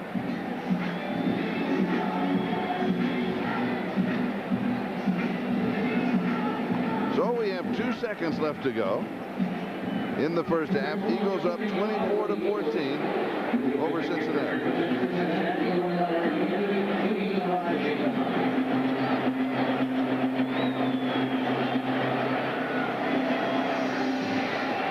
The enemy stops it, and then he picks it up. To the 35, and still going near the 40-yard line. But meanwhile, time has expired. Brian Dawkins makes the tackle for the Eagles. They get a nice ovation as they lead 24-14. We'll be sending you to our studio in New York, but first these words from your local station.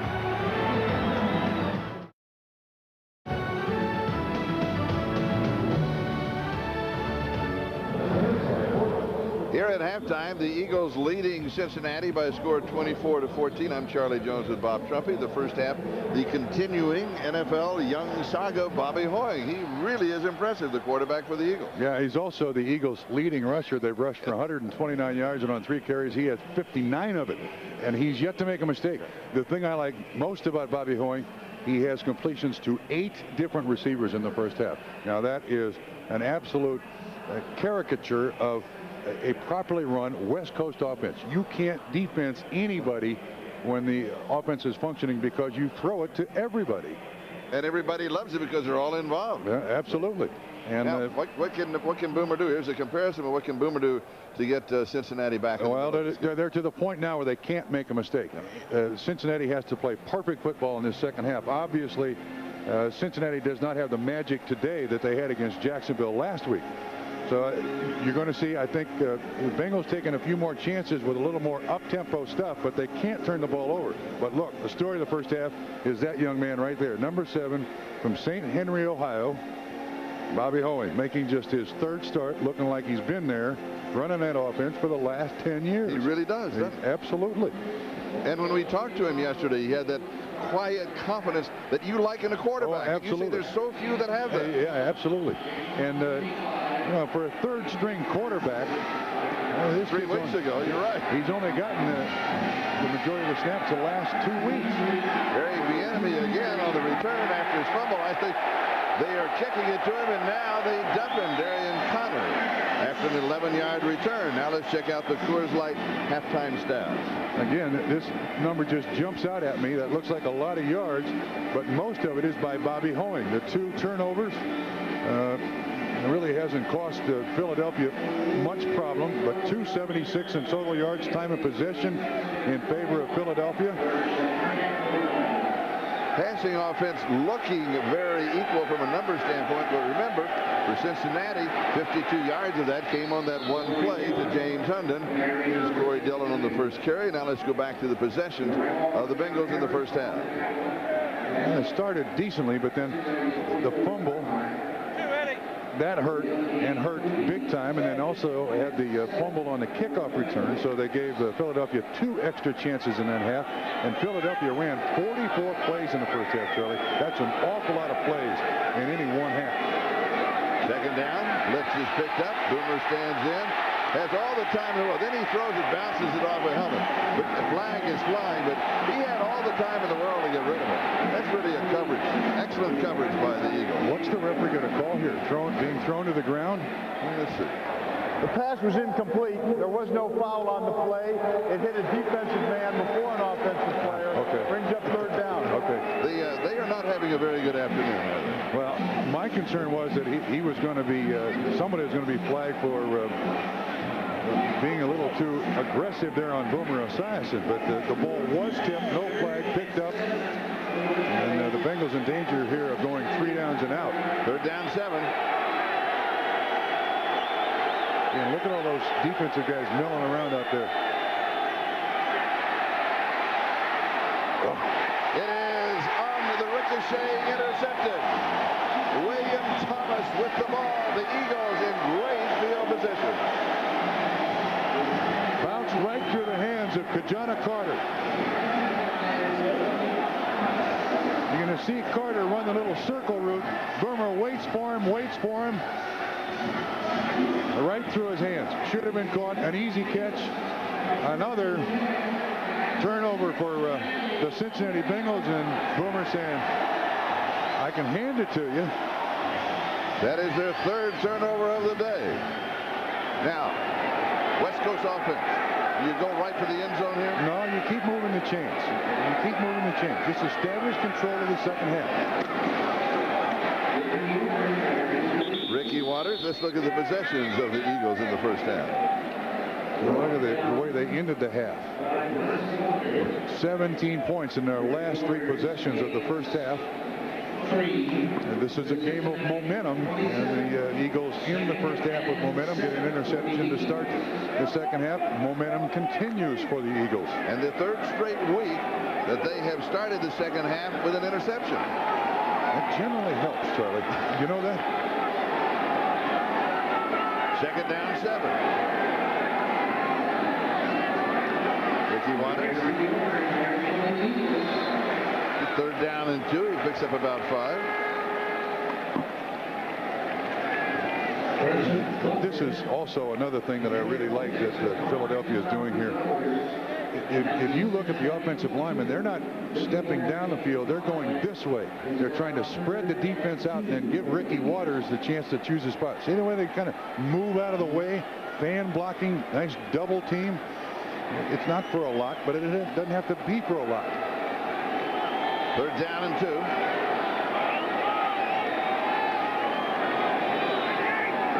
Blitz is coming, picked up.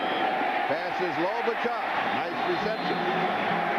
Michael Timpson, who has a touchdown reception in the ball game. Now that started the scoring for the Eagles. Nice catch. Now this is another great job by Bobby Hoeing, recognizing the blitzer's coming. He knows where the hot receiver is. He doesn't throw it great, but you don't have to throw it great. If you make the completion, you make the defense defend that receiver, and you pick up the first down. For those that don't know, explain what a hot receiver is. The hot receiver is the guy who was released and has no blitz responsibility, and if there is blitz, turn your head around quick, you're getting the ball. You're my only outlet. Pay attention. First down, Waters. Nice sidestep. He goes to the 11-yard line. It'll be 2nd down and 5.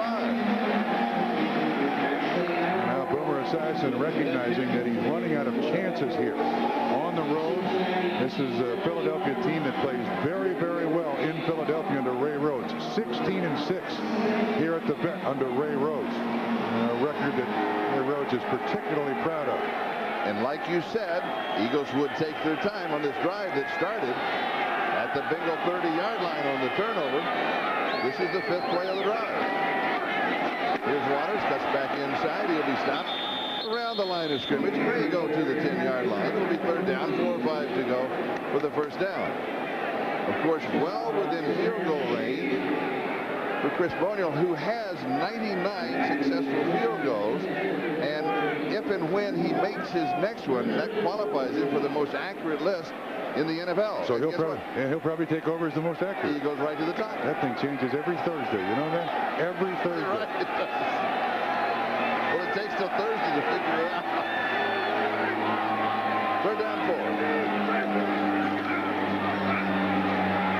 Point, good protection, throws, pass is complete. Freddie Solomon, a nice defensive recognition. They'll come up a couple of yards shy of the 1st down. Now you're up 24-14. Kick the field goal. Not a difficult choice for Ray Rhodes to make. He'll take any points off a turnover, and now 4 straight drives for Philadelphia. This one courtesy of the fumble by the ball that bounces off the shoulder pads of Kajana Carter. The Eagles, my point is, going to come up with points. Last 3 in the 1st half. 26-yard field goal attempt. Last 4 times they've had the ball, including this one. That is good. And then you're now looking from an accuracy standpoint, the #1 kicker in the National Football League. Thank you very much, Charlie. 27-14. Back in a moment.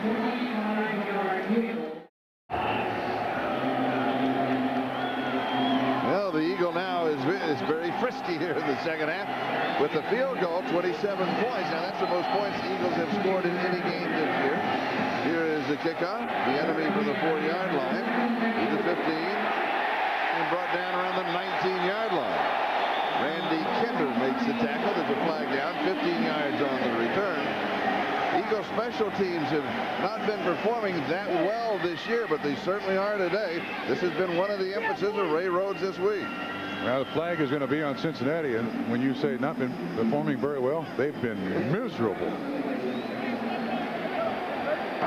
During the return, holding by the receiving team number 42. Half the distance to the goal, 1st down. That's on Lawrence Wright. We'll step aside. We'll be back in a moment. 27-14. That's the cap of Gunnar Esiason. Things aren't going that well for Dad right now. Tell you something that is going well. Boomer's Heroes, thick and chunky salsa, and also barbecue sauce. This is just on the market. The barbecue sauce is nationally distributed. The salsa is now coming out, and 10% of all of the sales, 10% of the sales will go to the Boomer Esiason Foundation for Cystic Fibrosis. Boomer does get involved. He does. He really does. Now he needs to get the rest of the ball club involved in this drive. Let's again. Pulls it down. Runs, throws, passes complete. He goes to Corey Dillon. Tony Vincent was there for the Eagles as we go to New York. All right, Charlie, there's only one team in the AFC that's been eliminated from the postseason. That's the Colts, but don't tell it to the Patriots. Jim Harbaugh, 18 yards to Aaron Bailey, and with the extra point, the Colts creep to within a field goal. It's 13-10 New England in the 3rd, Charlie. As we come back, this is David Dunn. It was a 1st down at the 21-yard line. I thought David Dunn would be a bigger factor in this game. Well, he's bothered a bit by a groin injury, but I was of the same ilk. I thought that would happen. Yeah, David Dunn is 6'3", almost 215, maybe 18 pounds, and against a bump and run coverage, you'd think he'd be a guy who get an awful lot of attention today from Boomer Esiason, but maybe that groin muscle is bothering him. Pulled it last week against Jacksonville. 2nd down and 3.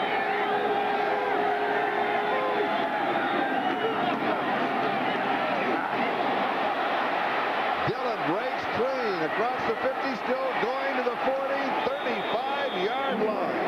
Corey Dillon. Brian Dawkins with the tackle. Charlie, I counted 4 tackles broken. Yes. They said he emerged 4 games ago. The emergence continued. There's one he breaks. It's not going to be 4. There's 2, 3. Well, 3, and then the 4th guy brings him down. 37 yards. 99 yards today, and most of them have been very, very tough yards for Corey Dillon. First down. Eric Bieniemy to the 32-yard line. Charlie, with the turnovers that the Bengals have had, 3, and the points off turnovers for Philadelphia, which turns out to be 10, the Bengals are still in this game at 27-14. But they are in a situation where they cannot make a mistake. There's just no margin for error now, down by 13 with 8:11 to go in the 3rd quarter. They need a lot of big plays to people like Corey Dillon and others. Almost needing points on every drive. 2nd down, 7. This is a screen. Boomer being chased by the blitz. It is incomplete, which is fortunate from Cincinnati. Now that'll be a flag. Should go against the Eagles.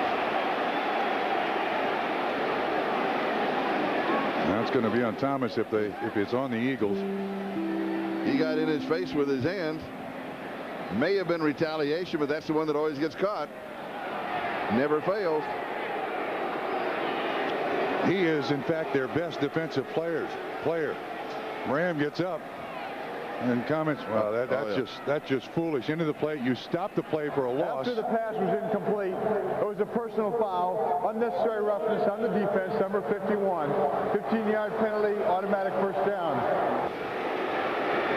I thought you were going to say stupid was the word. I thought for a moment that was the word. Well, how about capital letters, stupid? I mean, that is a Pro Bowl linebacker. Ray Rhodes is an intense coach, but he generally has his players play very, very smart. That's one of the dumbest things I've seen today. 17-yard line, first down, Cincinnati. Philadelphia up 27-14.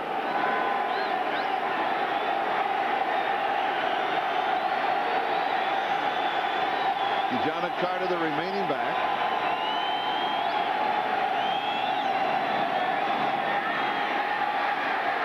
Play action fake, comes back to this side. Pass is complete to the 1-yard line to Tony McGee. Nice call, Ken Anderson. Half roll by Boomer Esiason. He's going to come out here, and the tight end releases, almost falls to the ground, and then releases. But a good saving tackle by Zordich. And 1st and goal for the Bengals. That was an awful nice call, especially with an aggressive defense. There's a tackle eligible on this play. Boomer misses on the handoff, juggled it for a moment, and he just spun around and fell down. Mamulo was there to cover. He was trying to get it to Milne, the fullback, number 44. I could not see plainly what happened, but he really didn't have a hold of the football. See how close Milne is? Boomer couldn't quite turn around quick enough, but luckily the ball bounces back to him, and the Bengals maintain possession. Bengals with 15 rushing touchdowns this season, 4th most in the NFL. Yeah, this has generally been Kijana Carter on just an absolute sprint to the sideline. Here it is. There it is, the sprint to the sideline. Mill leads the way, and he makes it. Carter's 7th touchdown of the year, his first of the ball game. The Bengals start to creep back. And Charlie, I bet he scored 6 times on that play alone. Now, one thing about Carter, no one can question his speed to the outside. Any blocking up front. And Milne does a decent job here. He can't quite get through the defensive back, but that is just blazing speed to the cone in the corner of the end zone for the score. Belfry to attempt the extra point. It is good. Cincinnati now has scored 21 points. They trail by 6. Back with the kickoff. Key to that 90-yard touchdown drive, Corey Dillon, 38 yards on one play. He now has 15 carries for 99 yards in the ballgame. Yeah, he had 88 yards rushing last week against Jacksonville, was a huge key. Deuce Staley on the return. Slides by a couple of defenders, cuts to the near side. Nice return. He's had an excellent day. Corey Sawyer with the tackle. The NFL season extends to the World Wide Web on NFL.com, the league's official website. Visit NFL.com for all the scores and stats, including a complete roundup of this weekend's scores and actions. Plus, chat live with some of the NFL's biggest stars. Is all at NFL.com. Another one of those growing moments for Bobby Hoying now. An answering drive by Cincinnati. And he continued now to lead the Eagles the manner in which he's done to this point in the game. He starts from his own 29-yard line, leading by 6. Good protection, stands in. He's going to rush for a yard or two to add to his total as we go to New York. All right, Charlie, at Buffalo, the New York Jets hit hard by injuries today, but still have enough here. Neil O'Donnell from 29 yards out to a streaking Keyshawn Johnson. It's a 10-10 tie, the Jets and the Buffalo Bills. Keyshawn comes up limping, but he's back in the game. They're in the third quarter, Charlie. Here come the Jets. Isn't that an amazing turnaround? Absolutely it is. Parcells can do that. The giant tuna at it again. He is unbelievable. Brent Ashby said, does the coach make a difference? I said, look at the Jets. Nice pass, right on target, great touch. Pulled in by Michael Timpson with a defender hanging all over. And again, Hoying with a perfect throw. You throw it into the body of the receiver, so it's difficult for the defensive back to reach around the receiver to make it. Good patience. They're right there on the money between the 8 and the 3. And on possession downs, when you need a completion, that's exactly the way you teach them to throw it. And Tito Ball was right there for Cincinnati, but couldn't do anything about it at the 45-yard line. First down. Back to the ground. Ricky Waters. One of the things the Eagles have talked to us about is that they've not had this year very good field position to start drives. On their kickoff returns in this ball game, they have had good field position. And it makes a great deal of difference, too. The offensive coordinator can go to 100% of his offense when you're outside the 20. And John Gruden's been able to do that. You can spread the field around. You don't have to worry about a pass in the flat return for a touchdown. Yeah, it makes a huge difference. Deuce Staley, their kickoff return man, is 99 yards in return. Down the sideline, the fullback Kevin Turner. Number 3 receiver in the Eagle offense, Greg Myers, with the stop. First down. The fullback is just in motion. But I think this is Turner's first catch of the day. I mean, he just releases that on the flat. He ends up being 15 yards. It's another aspect of the West Coast style offense that, look, you don't cover him, we're going to throw to him. We're going to look everywhere. First down, 37-yard line. Eagles coming with an answering drive. Here's Garner to the corner. He'll get there in a hurry. Out of bounds around the 32-yard line. Today the offense is working. I mean, it is absolutely just working. We've seen a whole bunch of different stuff. There's the man in charge, John Gruden.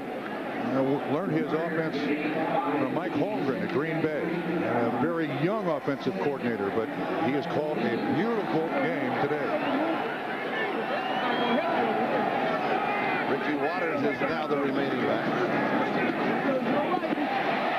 Pass is low, but it's a sliding grab. Michael Timpson. There's Dick LeBeau on the sideline, and when the offense starts functioning like this, it is so difficult to make the next defensive call. Good setup, good fundamentals. It's low, but Timpson does make the catch. Charlie, I'm telling you, Bobby Hoying told us that Ray Rhodes told him beginning of the season he was going to get his chance, so he really paid attention in every meeting. And today, it certainly showed. I mean, he has full command of this offense. First down, 24-yard line. Flag is down. Garner under a full head of steam. They kick the flag forward to the 17-yard line, holding against the Eagles. The reason they move the flag forward is from the spot of the foul. The only thing to stop the Eagles are the Eagles. Holding by the offense, number 73. 10-yard penalty from the spot of the foul. On Jerry Kraft. First down. playing guard for the first time in his career. Came over from Buffalo. He was a tackle up there at about 365 pounds. He's got himself down to 330. A mere shadow of his former self.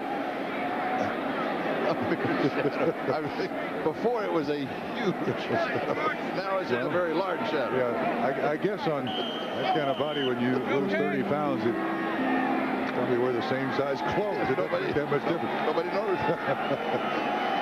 They don't I look good? Well, you look the same. Checking the ticker, scores going by. 28-9. San Francisco now has had only 3 field goals. Am I right? Kansas City has not allowed a touchdown in the second half of their last 5 or 6 rounds. I think you're right. It was something like that I read this morning. Yeah, I did too. I think you're accurate. And they have Oakland next week. That'd be a good ball game. You see Bobby Hoying, he's lobbying to the sideline now. Coach, call this play. He's got a hand signal over to the sideline. Taking a little more command each time the Eagles get the ball. That's what you want, right? Absolutely, that's what you want. You want a leader out there. Stick with me, fellas. I know what's coming. Second down, 13. Offensively, they play like they believe in it, don't they? Here's Water to the sideline. Ashley Ambrose and McDonald both there. The dime package comes in for Cincinnati.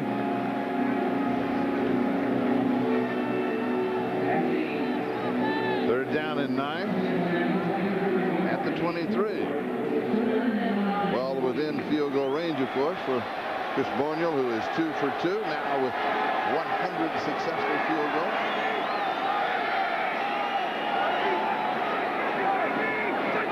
Eagles at least to answer. Nice touch into the end zone. Is it caught? They have it to see. Oh, no. I think he may have been ridden out of it. I think he caught it. They're going to ask for help on this one. Kevin Turner.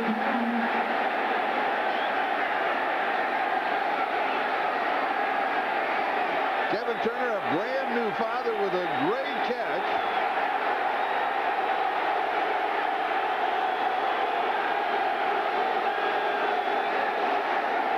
Talking about it. We'll check it out in slow motion. Again, this is an awful nice throw by Hoying. It's Sam Shade, 35 inside. That's a catch. That's a catch. That's a catch. That's a catch over the back possession. Let's look at it again. And this time, just look at the feet.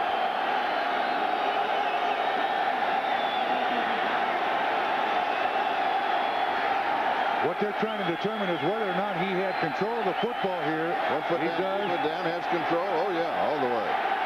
All the way. We need instant replay. But that's almost impossible for an official to make the right call there. On that side, particularly on that side, because he was reaching back over he had his body and the player's body in front of him. I agree with you, though. You got 7 officials out there. Somebody's got to see it. Your comment that we need instant replay is exactly for plays like that. Yeah. You can make it as complicated as possible, but the simple truth is there is a place for instant replay in the NFL. That's right. And this is one of the ideal plays. Absolutely. Yep. Yep.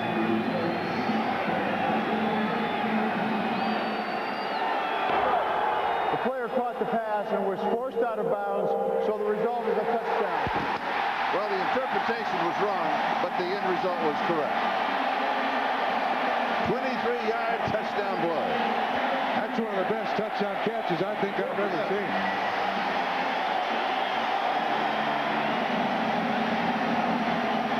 And the reason I say he wasn't forced out, he had possession, both feet in bounds. The rest of it was immaterial.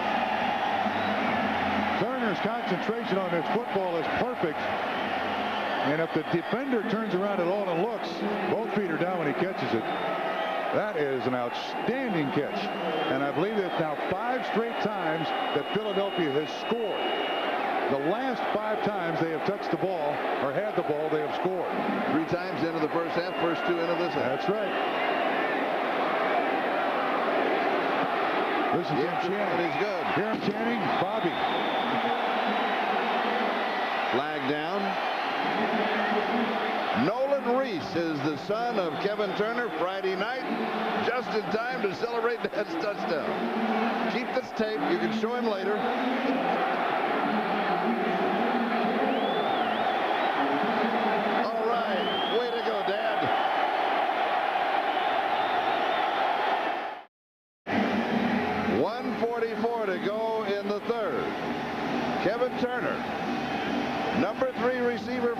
the fullback, and you now know why they want to go to him when he makes those kind of catches. And the fullback in the West Coast style offense is huge, absolutely huge. Tom Rathman made a living catching those little swing passes and also the out and ups in the end zone. That's one of the best I've ever seen. What about the touch of Bobby Hoying, the quarterback? His third NFL start? Are you sure? You sure he hasn't been here before? Yeah. He's played flawlessly.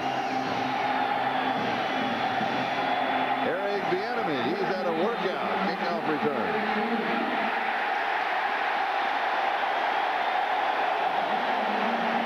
Darian Connor gets him. Bengals face a long field again.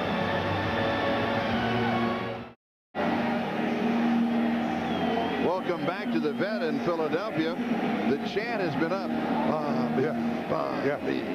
That's the good news. The bad news is in Philadelphia, when that chant stops, you are in deep trouble. Oh, you're in Youngstown. Philadelphia can turn on you in a weekend. And the Eagles, no question about it, they are back in the hunt. They do need some help. Ray Rhodes said, you know, coaches speak one game at a time. Yep. Now let's see Bruce Constant, head coach of the Bengals. They need now to answer again. They went down and scored. The Eagles answered. They have to answer now. The Eagles. Boomer will start him with the 17-yard line.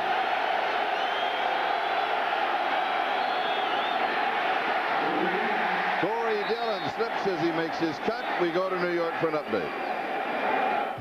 All right, Charlie, in New England, the Patriots back on top of the Colts by 10. Watch Drew Bledsoe with a perfect pass, 18 yards to Troy Brown with the extra point. The Patriots 20, the Colts 10, fourth quarter. Charlie? Thank you. I tell you, the last 3 weeks, well, the last 4 including, it's going to be a lot of fun. Oh, absolutely. Yeah, a lot of fun. A lot of football left. Yes. Second down and 9. Boomer stands in, throws, waits on target. Pass is complete. He goes to Darnay Scott. Scott at the 29-yard line. That's a gain of 10. It'll be a first down. Crossing pattern. Troy Vincent all over him. That's an excellent job by Darnay Scott. We have a Philadelphia Eagle on the ground, but that's an outstanding job of Darnay Scott, really fighting through all of that pressure and coming across the field to make the reception. What's changed, Joe? I like this one. An update on Corey Dillon. He now has rushed for 101 yards in the ball game. 16 carries as the downed Eagle is being administered to. We have 44 seconds. That is the time remaining in the third quarter. And let's check out the scores of other games at Jets and Buffalo. It's a seesaw battle. We can use all the cliches today, mainly because they fit. For the update, you saw a moment ago, New England taking the lead over Indianapolis by 10. Kansas City, 35-9 in the fourth quarter over the 49ers. And the 49ers have played a soft schedule. Yeah. Everybody has talked about that. They've got a couple of tough games remaining. Jacksonville out in front of Baltimore, 26-14. Troy Vincent, who is up. St. Louis leading Washington. That helps Philadelphia. It does. It hurts the Redskins, of course. New Orleans by 3 now over Carolina. Mike Dick is French Quarter magic that he's trying to perform down there. Tears and an ongoing soap opera. Yeah, Troy Vincent on the sideline. Willie Clark will replace him. Will they go after that spot? Boomer is one to look at a new number out there. Yeah. Because he is aware. Constantly aware. Sometimes of too much. Blitz is coming. He goes deep, and it is incomplete. Mike, was that a delayed corner blitz? Because somebody was really firing through on him. He was going to hunt and incomplete. Well, they blitzed a corner, and it takes you a while to get there. But that is an excellent call by Emmett Thomas, the defensive coordinator of Philadelphia. You know, they make a big play. We're going to send the blitz. Yeah, that was Brian Dawkins. Yeah, he came from about, there's Emmett right there, former defensive back for the Kansas City Chiefs. They brought the corner and followed it with a safety blitz. Second down and 10.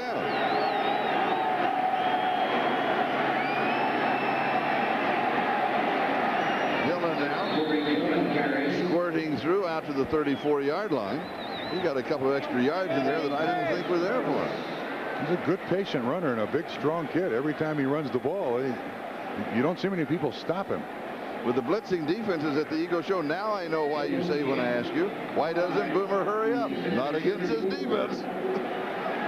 Take the count down to the end of the third quarter. Here's the score. Back after these messages from your local station. Along with the Liberty Bell, I'm Charlie Jones. Bob Trumpy, 34-21. Philadelphia, their most prodigious offensive output of the year. The previous high was 24. And the last 5 times Philadelphia's had the ball, points, going back to the end of the first half. So that's the way you take control of the football game. But the Bengals are still clinging here. They still got a chance. They trail by 13. They need to answer again. 5 of 9 on third down conversion.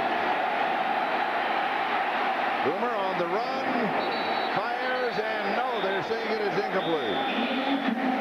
I thought for a moment that Hundon had it. That was an excellent job by the defensive back.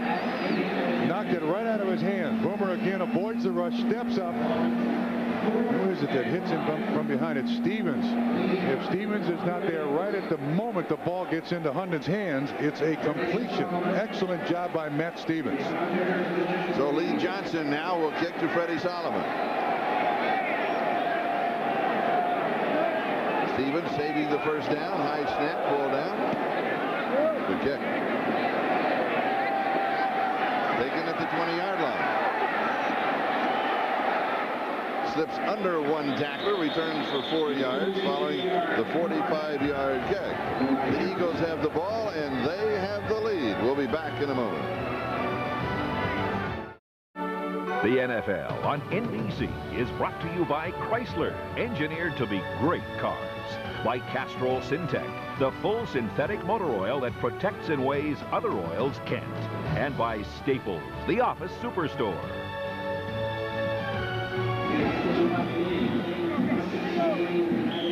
14:43. That is the time remaining in the ballgame. The Eagles with the lead. They want to take their record to 6-6-1. They hope to get up 9-6-1, and that 9 wins will get them into the playoffs. They need some help from a couple of other teams along the way.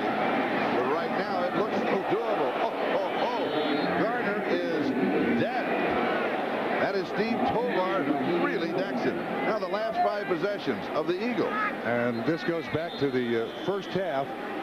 Right here, that's where it started at the end of the first half, continued into the second half. 27 of the 34 points scored right there. Man, that is taking control of a football game.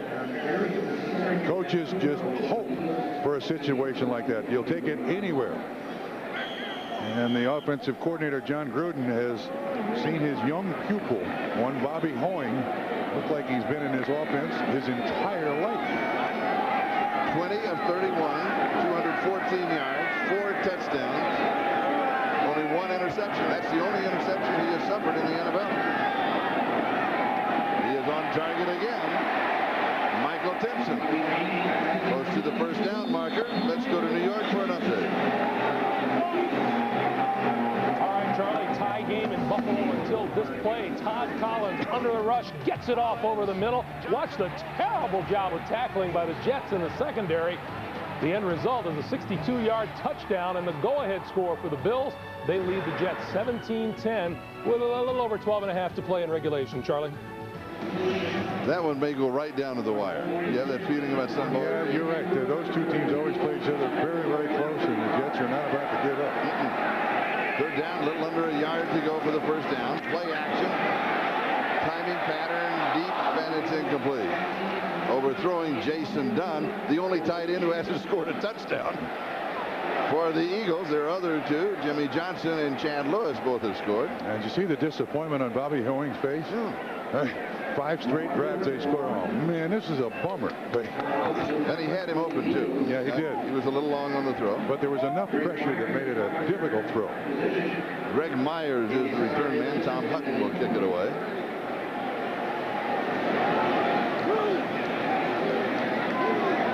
.22 time remaining. A lot of time for Cincinnati. kick. High and very short. And will go out of bounds, and Cincinnati will have very good field position to start this drive. Only 30 yards on the kick. Back in a moment. Welcome back. Hoying is nice. Very nice. Very, very nice. And if Santa has a gift in his pocket right now, Boomer Esiason would love to be the recipient. Something quick, Charlie, is what Cincinnati needs.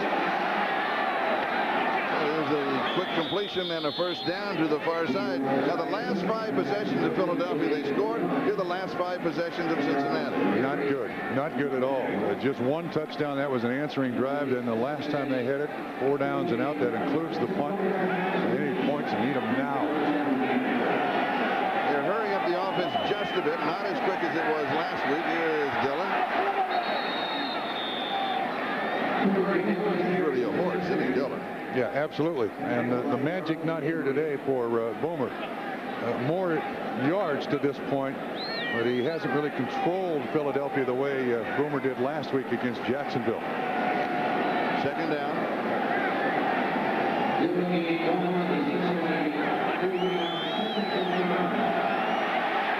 Has pressure, he's sacked. Back at the 44-yard line. Mamula gets it. His second of the year. It's looked to me like this is a move that Mike Mamula set up for a long time. There he is right there. He jumped outside, then comes back inside with one big, strong push against Kevin Sargent. The kid just keeps working. He's not big enough to play defensive end. He's the only guy who doesn't know that. I mean, he says he's 250. He's probably about 245. He never gives up on any play. And if you listen to the tape, Mike, hey, you're big enough. That's the first time Boomer's been sacked in the ball game. Comes right back with a first down completion to David Dulles. The one thing Boomer Esiason has done today, with all the pressure that Philadelphia has put on Boomer Esiason and the Bengals, is he's slid around the pocket beautifully to avoid the rush. There have been people all over Boomer Esiason, but he's still been able to complete passes. Dropped it down, came with a sidearm, 38-yard line of the Eagles. This is the outlet, and it is incomplete. He had pressure coming. That was Corey Dillon. There was one player very, very late getting on the field for the Philadelphia Eagles. It was Red Hall, 97. He was very late coming on the field. As the defense deploys, here's Red Hall coming in. He is onside. That's legal. There's no problem whatsoever. Not much of a pass rush, but ends up in an incomplete pass. No damage done. Late arrival, second down and 10. Here comes the blitz. It's picked up. Great protection for Boomer. He throws, and it is knocked away. Troy Vincent, who has that hip pointer, questionable if he can come back, is answered. He is back. He was mauling Darnay Scott. Once again, now this is good coaching.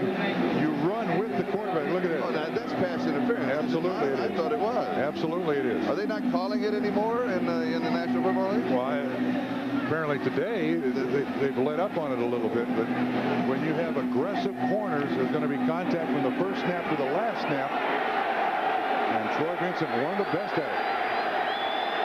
Third down and 10. Blitz is coming again. Pump fake. Now he throws.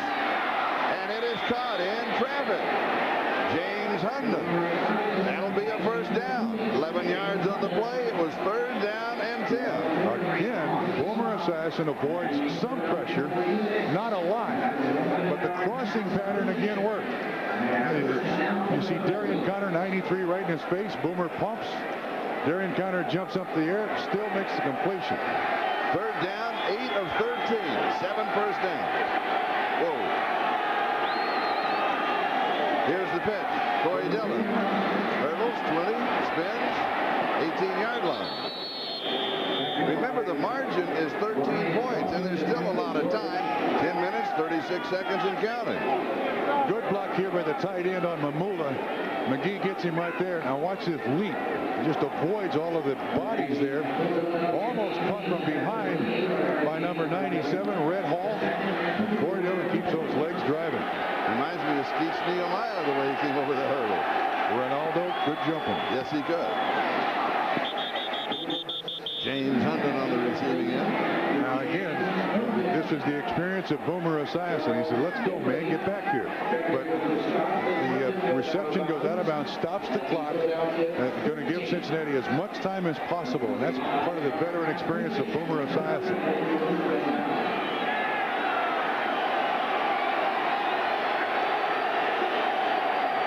Going on first down, flag is down. I don't think Cincinnati was set, Charlie.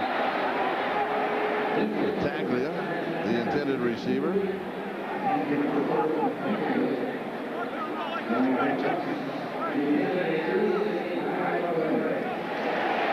It will be against Cincinnati.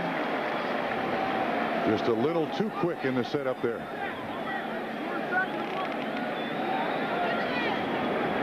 Boomer does like to go on first down when he can. He can control the defense. Illegal shift by the offense, number 80. Never set before the snap. 5-yard penalty, repeat first down. Now, Charlie, the other thing it does is it can wear the defense out a little bit.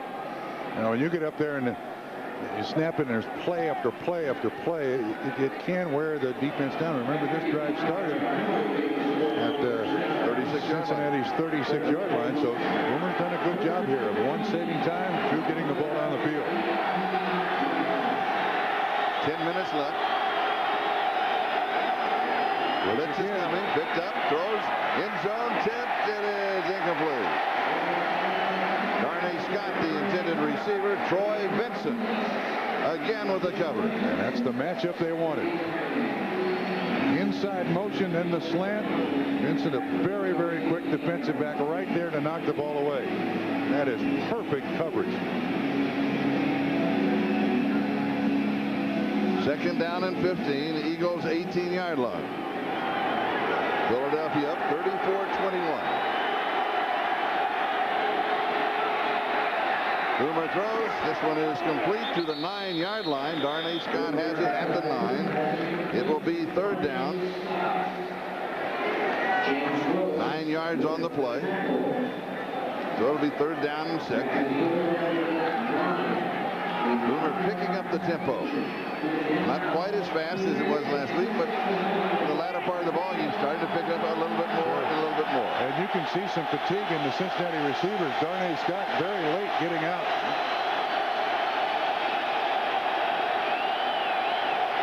Scott's in motion, cuts across the middle, runs into traffic. They throw it in the end zone. He's got it. No, it's Tony McGee. Scott ran into the traffic, and Tony McGee broke clear, carrying an Eagle with him, and has the touchdown pass of 9 yards. That's one of those crosswalk patterns. You get a big crowd of people out here, and hopefully somebody gets run off, and that's exactly what happened.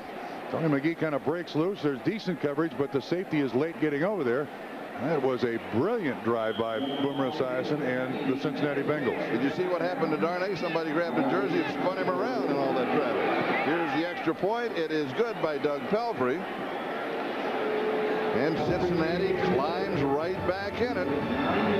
We'll be back with the kickoff in a moment. 9 minutes and 13 seconds. Boomer Esiason now pacing the sideline. This is Deuce Staley, the kickoff return man. And thus far in the ball game, his number 4, long 31, average 24.8. You know what that comes up to? 99 yards in kickoff return. So that's what they call the hidden yardage. And you can add 15, 20, 25, 30, 35, 40, 45 yards to his total. 144 yards, unofficially, of course, on his kickoff return. Greg Myers makes the tackle, 44 yards on that return. And the Eagles had that short field that they won. Good patience here shown by the kickoff return man. He kind of jukes through there a little bit. Excellent blocking, and all season long the Eagles have suffered just terribly from this, and man, has it changed today, and that's been one of the biggest factors in the game. So the Eagles start at the 45-yard line of Cincinnati. First down. Now it's ball control. They lead by 6. They'll work the clock. Ricky Waters. Now, Charlie, here's the advantage of the West Coast style offense. Even though you may not be able to run the football, you can still throw it with great certainty. It's almost in some instances like a handoff, and that's one of the great things about the West Coast offense that is here in Philadelphia, and Bobby Hoying is just executing beautifully. The little slants and the little drags, they're like runs, and this is where this offense works so well. This time he sends people deep. Diving reception at the 28-yard line, Michael Timpson. And a flag down holding against the Eagles. You'll bring it back. That one holding call changes the complexion of this drive enormously. Yeah, totally. You're right. That was a first down inside the 30. But even though the receiver was deep, it was single coverage. That's a simple pattern. And holding by the offense, number 72. 10-yard penalty. Repeat second down. On Joe Panos, who's missed the last 3 games. He's been out with an eye injury.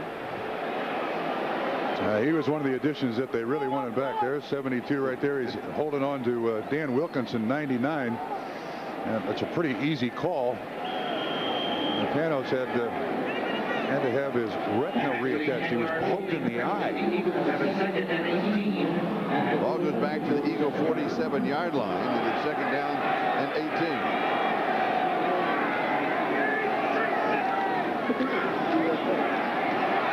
Under pressure, on target at the 41. Ball comes out.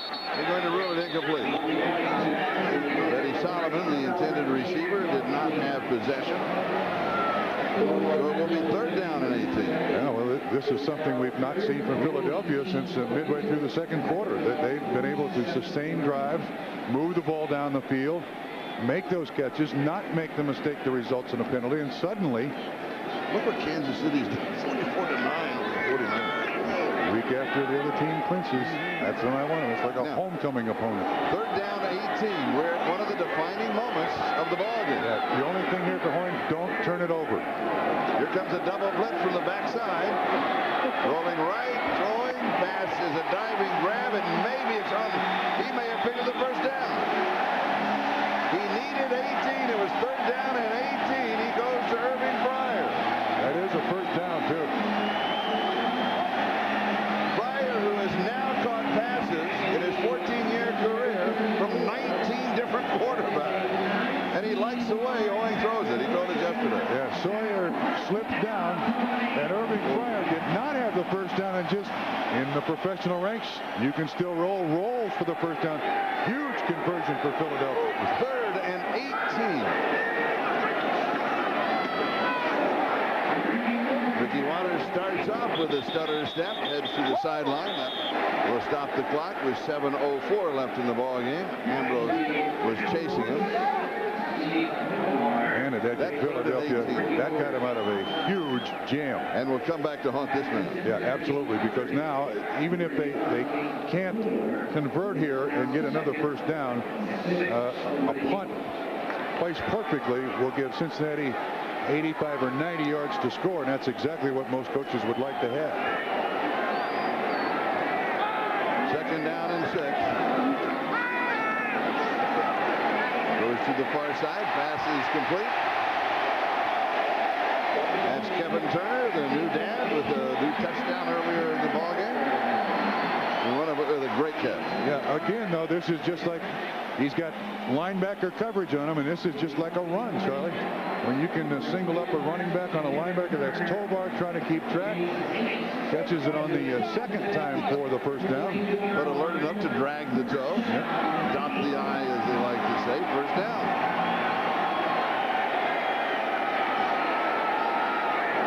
Just inside the 23.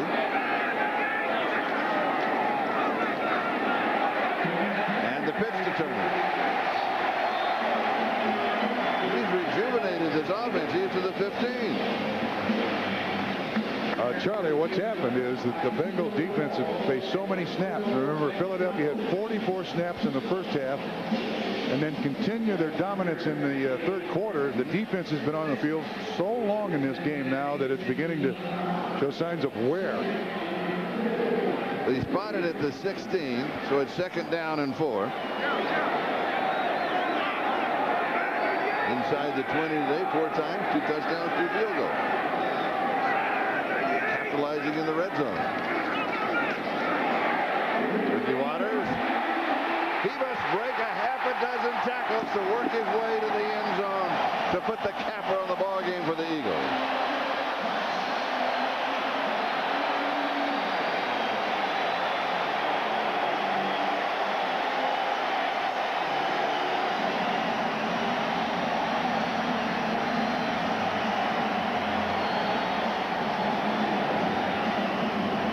If you're an Eagles fan, you saw everything you wanted in that drive. Started with a good kickoff return, a big third down conversion, Hoying to Fryer, and then an outstanding run by Ricky Waters for the score. His 20th carry of the ball game, the touchdown. He's rushed for 98 yards. His 5th touchdown of the year. And tack on the extra point. This is pretty well defensed up front, but Ricky Waters just shows great patience, blocks off his, or kind of bounces off his own blocker, and gets it in the end zone. 5 minutes and 29 seconds, time remaining in the ballgame. Prior to this outing, Eagles offense had scored only 24 points as their high. They have now scored on 6 of their last 7 possessions. They have 41 points. Cincinnati is 28. The margin is 13. 5 minutes and 24 seconds. That is the time remaining. And now let's go back to that touchdown. Yeah, from the end zone, this is going to look pretty. Lead block here, but watch the great patient job that Ricky Waters does. And you're also going to see some fatigue on the part of the Cincinnati defense, kind of standing up. Watch 33 Ambrose come in here, try to tackle him with his shoulders. That's fatigue. Since the middle of the second quarter, the Eagles offense has been on the field so much, there's not much gas left in the Bengals defensive tank. Cincinnati will start from their own 33-yard line, 1st down, with 5:19 remaining. Boomer to his outlet, that's Eric Bieniemy. Out across the 35 to about the 37-yard line. William Thomas with the tackle. Now they hurry up. Absolutely in a hurry up. This is the 2-minute offense, and it starts at 5 minutes and 3 seconds to go in the game. And Boomer is one of the best quarterbacks I've ever seen in this circumstance, Charlie. 2nd down, 7. Goes to the outlet again. That's Bieniemy. Makes a couple of yards. Not going to be enough. 3rd down now. That was a terrific tackle by Willie Clark. Yeah, I thought he was going to break it there for a moment. Yeah, out there by himself. 3rd down. Another one of those defining moments. It's a screen. Tajana Carter on the screen on a 3rd down. Converts for the 1st down. 12 yards on the play. Another defining moment for the Eagles. 3rd and 18. That continued their drive.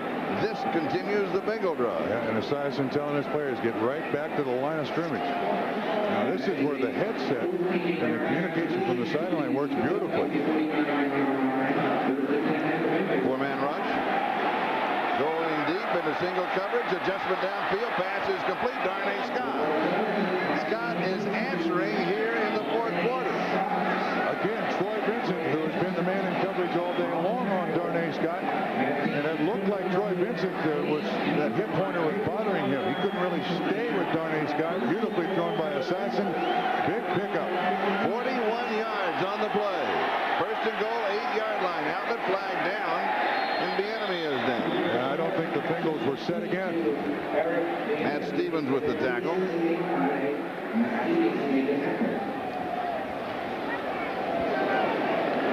It will be against, what's that little Z that That what? No, I think he's going like. No, Bruce Cosley. Bruce Cosley. Oh, he's just calling generally personnel. Illegal shift by the offense. Number 84 was not set before the snap. 5-yard penalty would be 1st down. So Z personnel are now. Yeah. 84 is Mike Jenkins, and he was just in. Here is the Darnay Scott catch. He's on the outside with Vincent. Vincent not really moving with the same authority he did earlier. Scott makes a nice adjustment to it. First down and goal, 13-yard line. Here comes a double blitz. Everybody is covered. Whoa! Boy, threw it right at Mike Jenkins. And that thing just ricocheted off Mike Jenkins about 15 yards away. Mike, a rookie free agent from Hampton. And he runs the right pattern, but oh, that ball just eats him up. It does. Second down goal to go. 13-yard line, 3:25 time remaining. The difference, 13 points. Here comes everybody. And a grab in the end zone for the touchdown by James Hunden, with the defender hanging all over him. They're not going to call anybody for anything. You might as well grab a fistful of jersey and play football. That was Charles Dimry. And Gunner said, well, okay, Dad, it's about time, but you got to hurry. I'm ready to go home, Gunner says. 5 catches, 118 yards. People in Cincinnati were concerned about Carl Pickens tearing his groin muscle. Who would take over? Well, Darnay Scott and James Hunden have both had big days. Hunden with those 2 touchdown passes. Remember early in the ballgame that 52-yard reception that he had on one of the long drives. And the extra point is good. And the Bengals claw their way back into this ballgame, 41-35, with 3:20 left. All right, again, you're going to see Philadelphia bring as many guys up here as they possibly can. Well picked up. Boomer doesn't even set up. And then this pattern is not really a pattern. It's just get by the guy. And an outstanding catch by Hunden. There is excellent coverage there, no question about it, by Charles Dimry. But Boomer, one of those veteran great quarterbacks, Charlie, that they don't mind throwing the ball to a receiver who is covered. We've seen him do it for years and years and years. Marino, Elway, Esiason.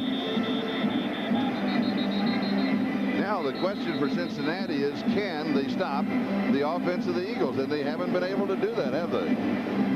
Don't forget, coming up next on most of these stations, game 2 of our doubleheader. Most of you to see Dan Marino and the Dolphins face Jeff George and the Raiders. And others to see the Steelers take on the Cardinals. That's game 2 of our doubleheader. That's coming up next on NBC. But we're not through here yet. We've got 3 minutes and 20 seconds left. And Cincinnati trails in this ball game by 6. Yeah, Charlie, I think the Bengals are in a situation where I don't believe they feel their defense can stop Philadelphia. Or an onside kick. So I would consider an onside kick here. And Philadelphia's thinking the way you are. They have their hands team up. Yeah, I think it's a very smart move. You got to take a chance here because the Bengals defense is, they barely slowed Philadelphia down, let alone stop them. So on an onside kick, from a Cincinnati standpoint, the ball has to go 10 yards or be touched by an Eagle before you can recover it.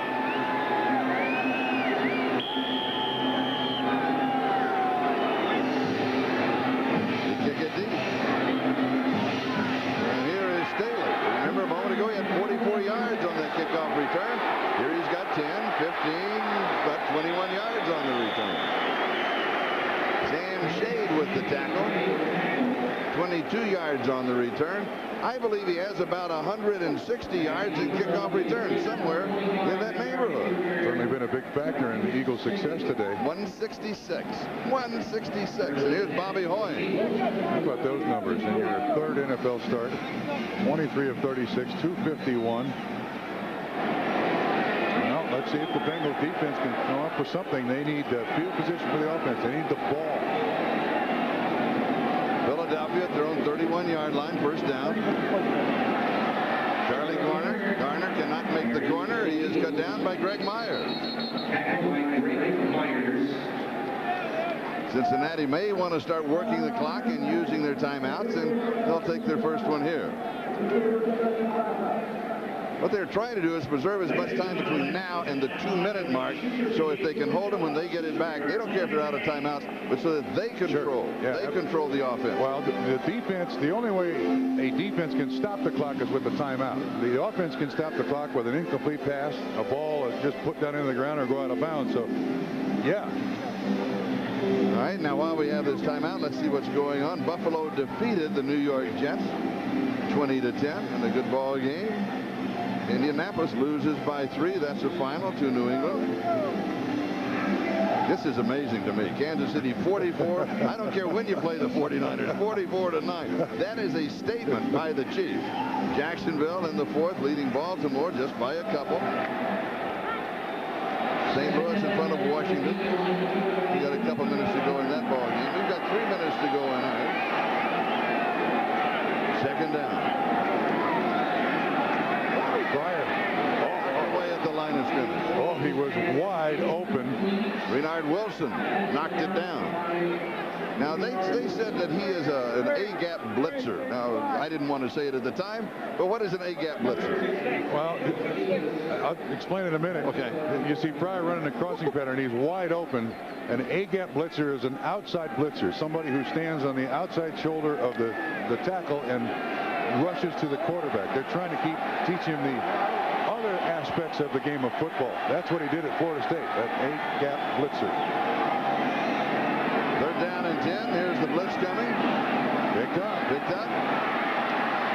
Boy, he's going to run. He hadn't run for a while. He's knocked out of bounds after 3 or 4 yards by Greg Myers. Well, that helped the clock. Yeah, that helps the Bengals. That's it does. That's one of the few mistakes he's made today. If he slides, the clock stays in bounds. The clock has to continue. Yeah, good job of picking up all of the rushers up front. And if he just goes down there, there's going to be another 45 seconds off the clock. Right. So now Cincinnati will have an opportunity with time. Greg Myers is the return man. Tom Hutton to kick it away. We got whistles. Hold the phone. Oh, it's a great punt, too. Oh, whoa. That's 72 yards in the air. Snap, ball start by the offense, number 54. 5-yard penalty. It's still 4th down.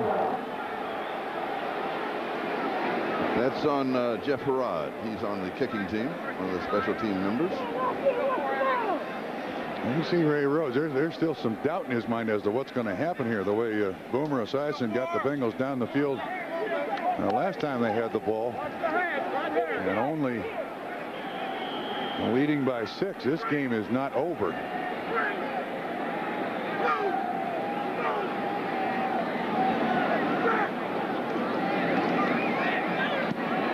This one not as good as the first. Taken at the 31-yard line. Kind of a jump spin at the 37. Now let's take a look at the Miller Time game summary. Here it is. Boomer Esiason, 23 of 40. Bobby Hoying, 23 of 37. 2 outstanding quarterback performances. Yeah, it's seldom you see 2 quarterbacks in a game have those kind of numbers. First time over 24 points in 1997. And they scooted right by it to 41, didn't they? Yes, they did. And may not be enough. Cincinnati starts at their own 37-yard line with 2 minutes 41 seconds, and I believe 2 timeouts remaining. I'll double check that. Boomer sets, he throws, has a man, and he hits him at the 50-yard line. It is a first down at the 50-yard line. It is Darnay Scott. Bruce Costin said he's got to step up, and he has certainly stepped up here in the second half. I believe that's his 6th catch of the afternoon. He's well over 100 yards. And it looks like Philadelphia, which is normally a man-to-man blitz team, is now back in that soft zone. 6 for 109. Boomer goes to the far side, and this one is incomplete. Darnay Scott, the intended receiver, way over his head. Roy Vincent had the coverage. That pass was not catchable. So it'll be second down and 10. Again, the experience of Boomer Esiason. There's nothing wrong with overthrowing a receiver. Most of the patterns run in this situation are going to be 10 yards or more. So it's 4-down area. We don't care if we miss one. Second down and 10. Here comes a delayed blitz and a screen to answer it on the opposite side. And John Carter is down at the 46-yard line. That'll go for 4. It'll be 3rd down and 6. Rhett Hall makes the tackle at the 2-minute mark. You don't want to miss the end of this one. We have still 2 minutes to go in this ball game. Cincinnati has the ball and they trail by 6. Stay with us for the second half of the doubleheader on most of these stations. Miami at Oakland or Pittsburgh at Arizona. The Bengals, their record is 4-8. They've won 3 of their last 4.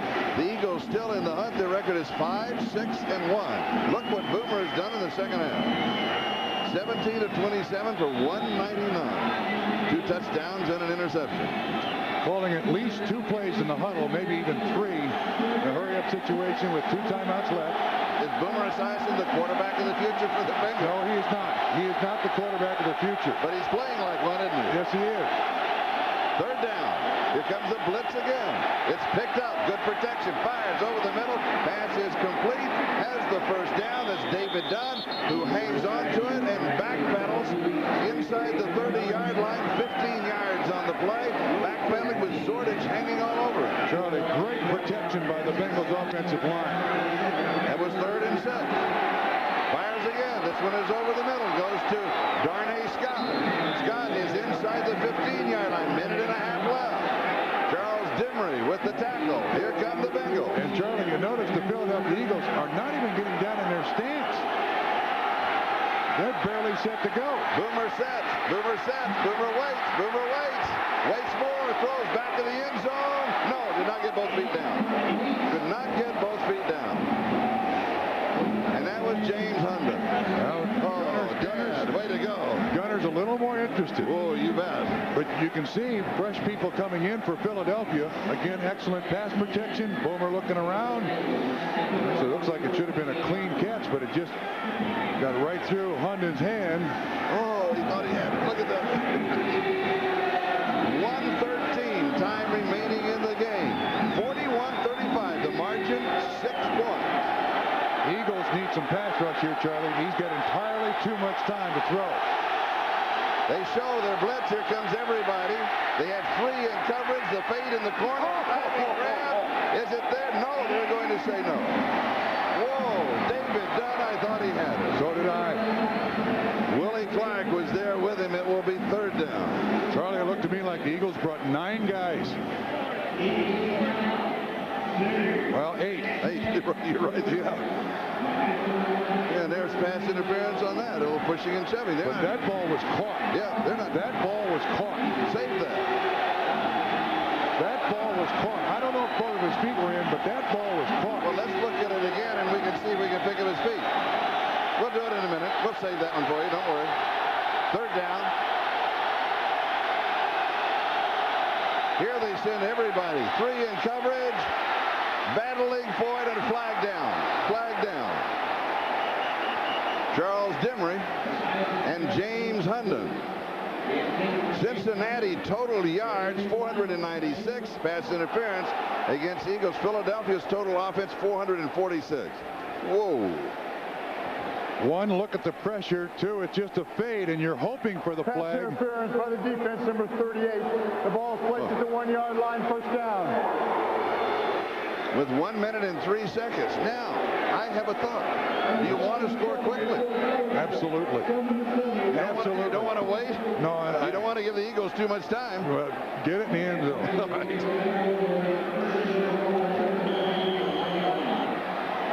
If the Bengals win this football game, they will have stolen it from the Philadelphia Eagles. Absolutely stolen it.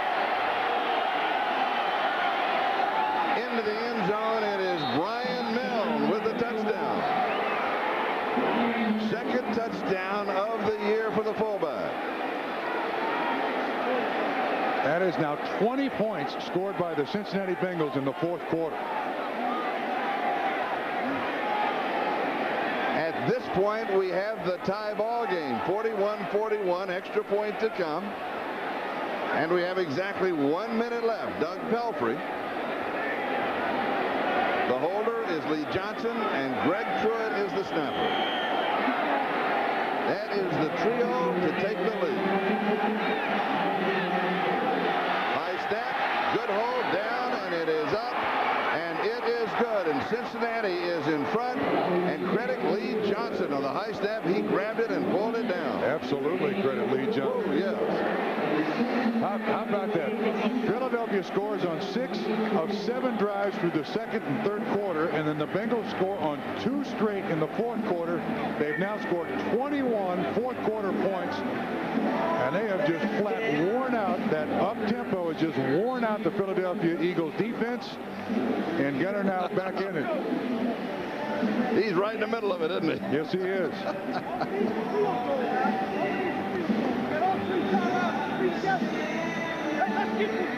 The magic continues for one Boomer Esiason. Absolutely remarkable, Charlie. Yeah. Almost by sheer will, Boomer Esiason elevated the offense in the fourth quarter. And there are your total yards. My goodness. Woo. Look at Boomer. Cincinnati will host Tennessee on Thursday night. Next Sunday, Philadelphia will host the Giants as the season continues. And here's the key for the Eagles. Deuce Staley. Charlie, you remember what Ray Rhodes told us? He said, we don't like Boomer Esiason starting. Last year he did it to us against when he was at Arizona. He's done it to Philadelphia again today. 1 minute to go. Clock does not start until the ball is touched by Deuce Staley. He slips. He picks it up at the goal line. He has 5 yards. He has 10. He has 15. He has 20. 25 yards on the return from the goal line after slipping. And Andre Collins makes the tackle. But he shouldn't have let the thing bounce. You're right. If he catches it on the fly, they're going to be at about the 40 or 45. Now, the advantage that Hoying has is all they need is a field goal, obviously.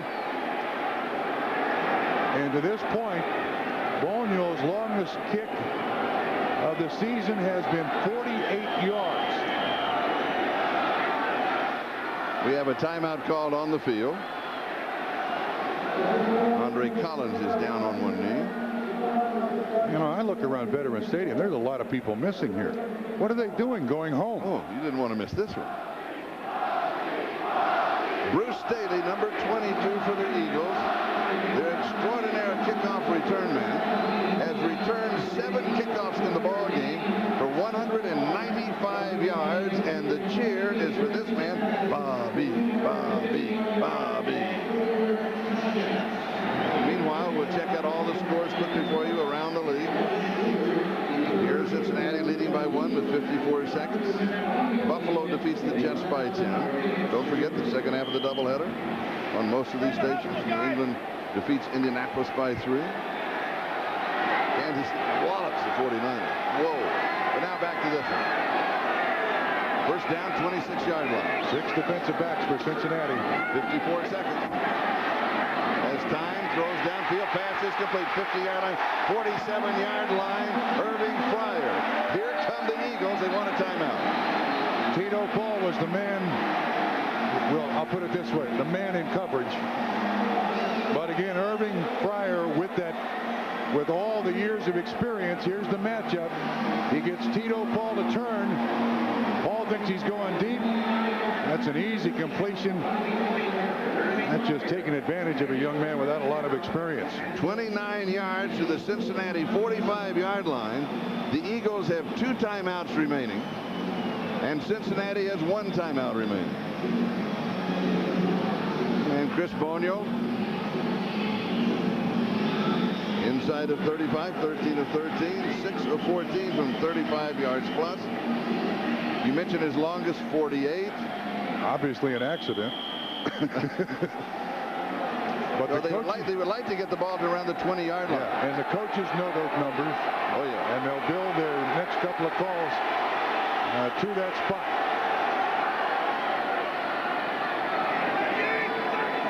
.42 seconds. Boy, fumbles the ball, falls on it. Now that will go as a sack, and that stops the clock momentarily at the 35-second mark. Is Hoying hurt? Slow getting up. Philadelphia stops the clock. They take a timeout. They have 1 left. There is just a 4-man rush. I still can't see who gets his hand in there. It looked like Javon Langford is the guy who may have stripped the ball away, but Philadelphia takes the timeout, kind of collect themselves. It was Langford who stripped the ball away from him.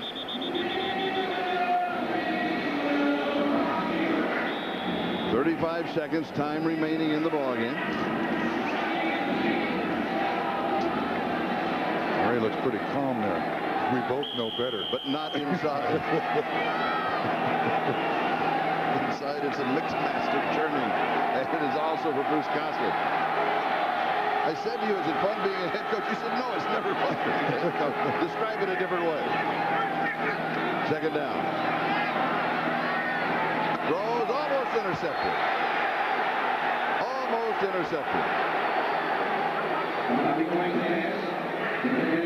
Corey Sawyer was in coverage, and he accelerates right back over the shoulder of Irving Fryer. That's allowed because both are going for the football. So now it is third down, 30 seconds. And Hoying was a little late with that delivery. That allowed Corey Sawyer to get right back into the pattern.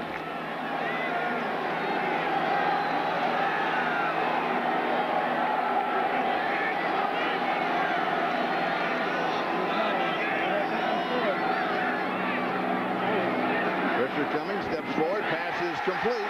It will be a first down. Freddie Solomon battles his way to the 32-yard line. He'll spike it. 18 yards on the play. Get everybody set. There's the spike with 10 seconds now left in the ball game. All right, 31-17 is 48 yards. It'll be about there. They have one timeout remaining. They can try one more play if they desire and then take the timeout. I think 10 o'clock, 10 ticks on the clock. You do try one more play, but it's got to be a timing pattern, and there can't be any deviation in the pattern because I don't think they trust Boniol from this distance. That is right on his ragged edge. Trips, 3 wide receivers on the far side. Blitz is coming against the trip.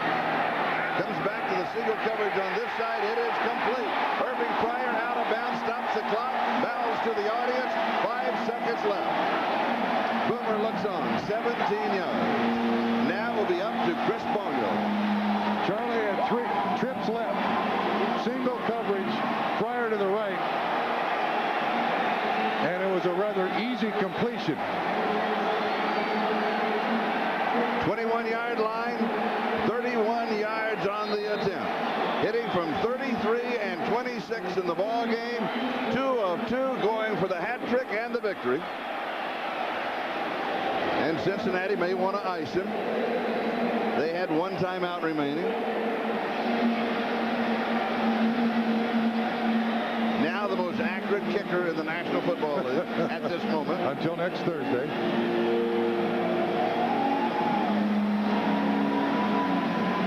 Again, Charlie, you correctly identified that there were trips over here, 3 receivers over here, and Hoying goes back, sets up, good protection, throws it beautifully. Ashley Ambrose, Corey Sawyer, 23 in coverage, was not even close to Irving Fryer. A relatively easy completion. Now it's up to the kicker. Tom Hutton is the holder. Steve Everett is the snapper. Remember, Everett had his hand stepped on earlier in the ballgame, had that bad hand way back in the first period. Yeah, they also missed an extra point earlier this season against Dallas. 31 yards and the win. He's got it. Time runs out on the kick.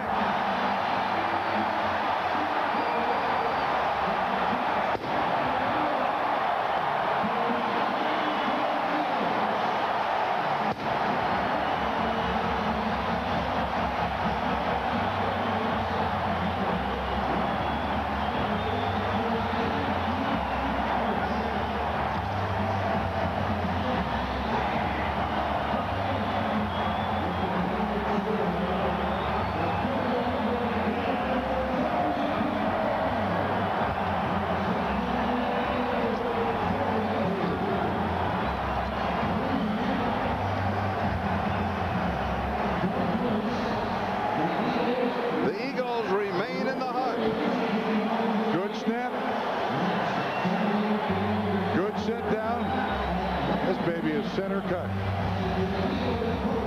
All set up by 2 big receptions by Irving Fryer. Under the guidance of Bobby Hoying. As Boomer looks on.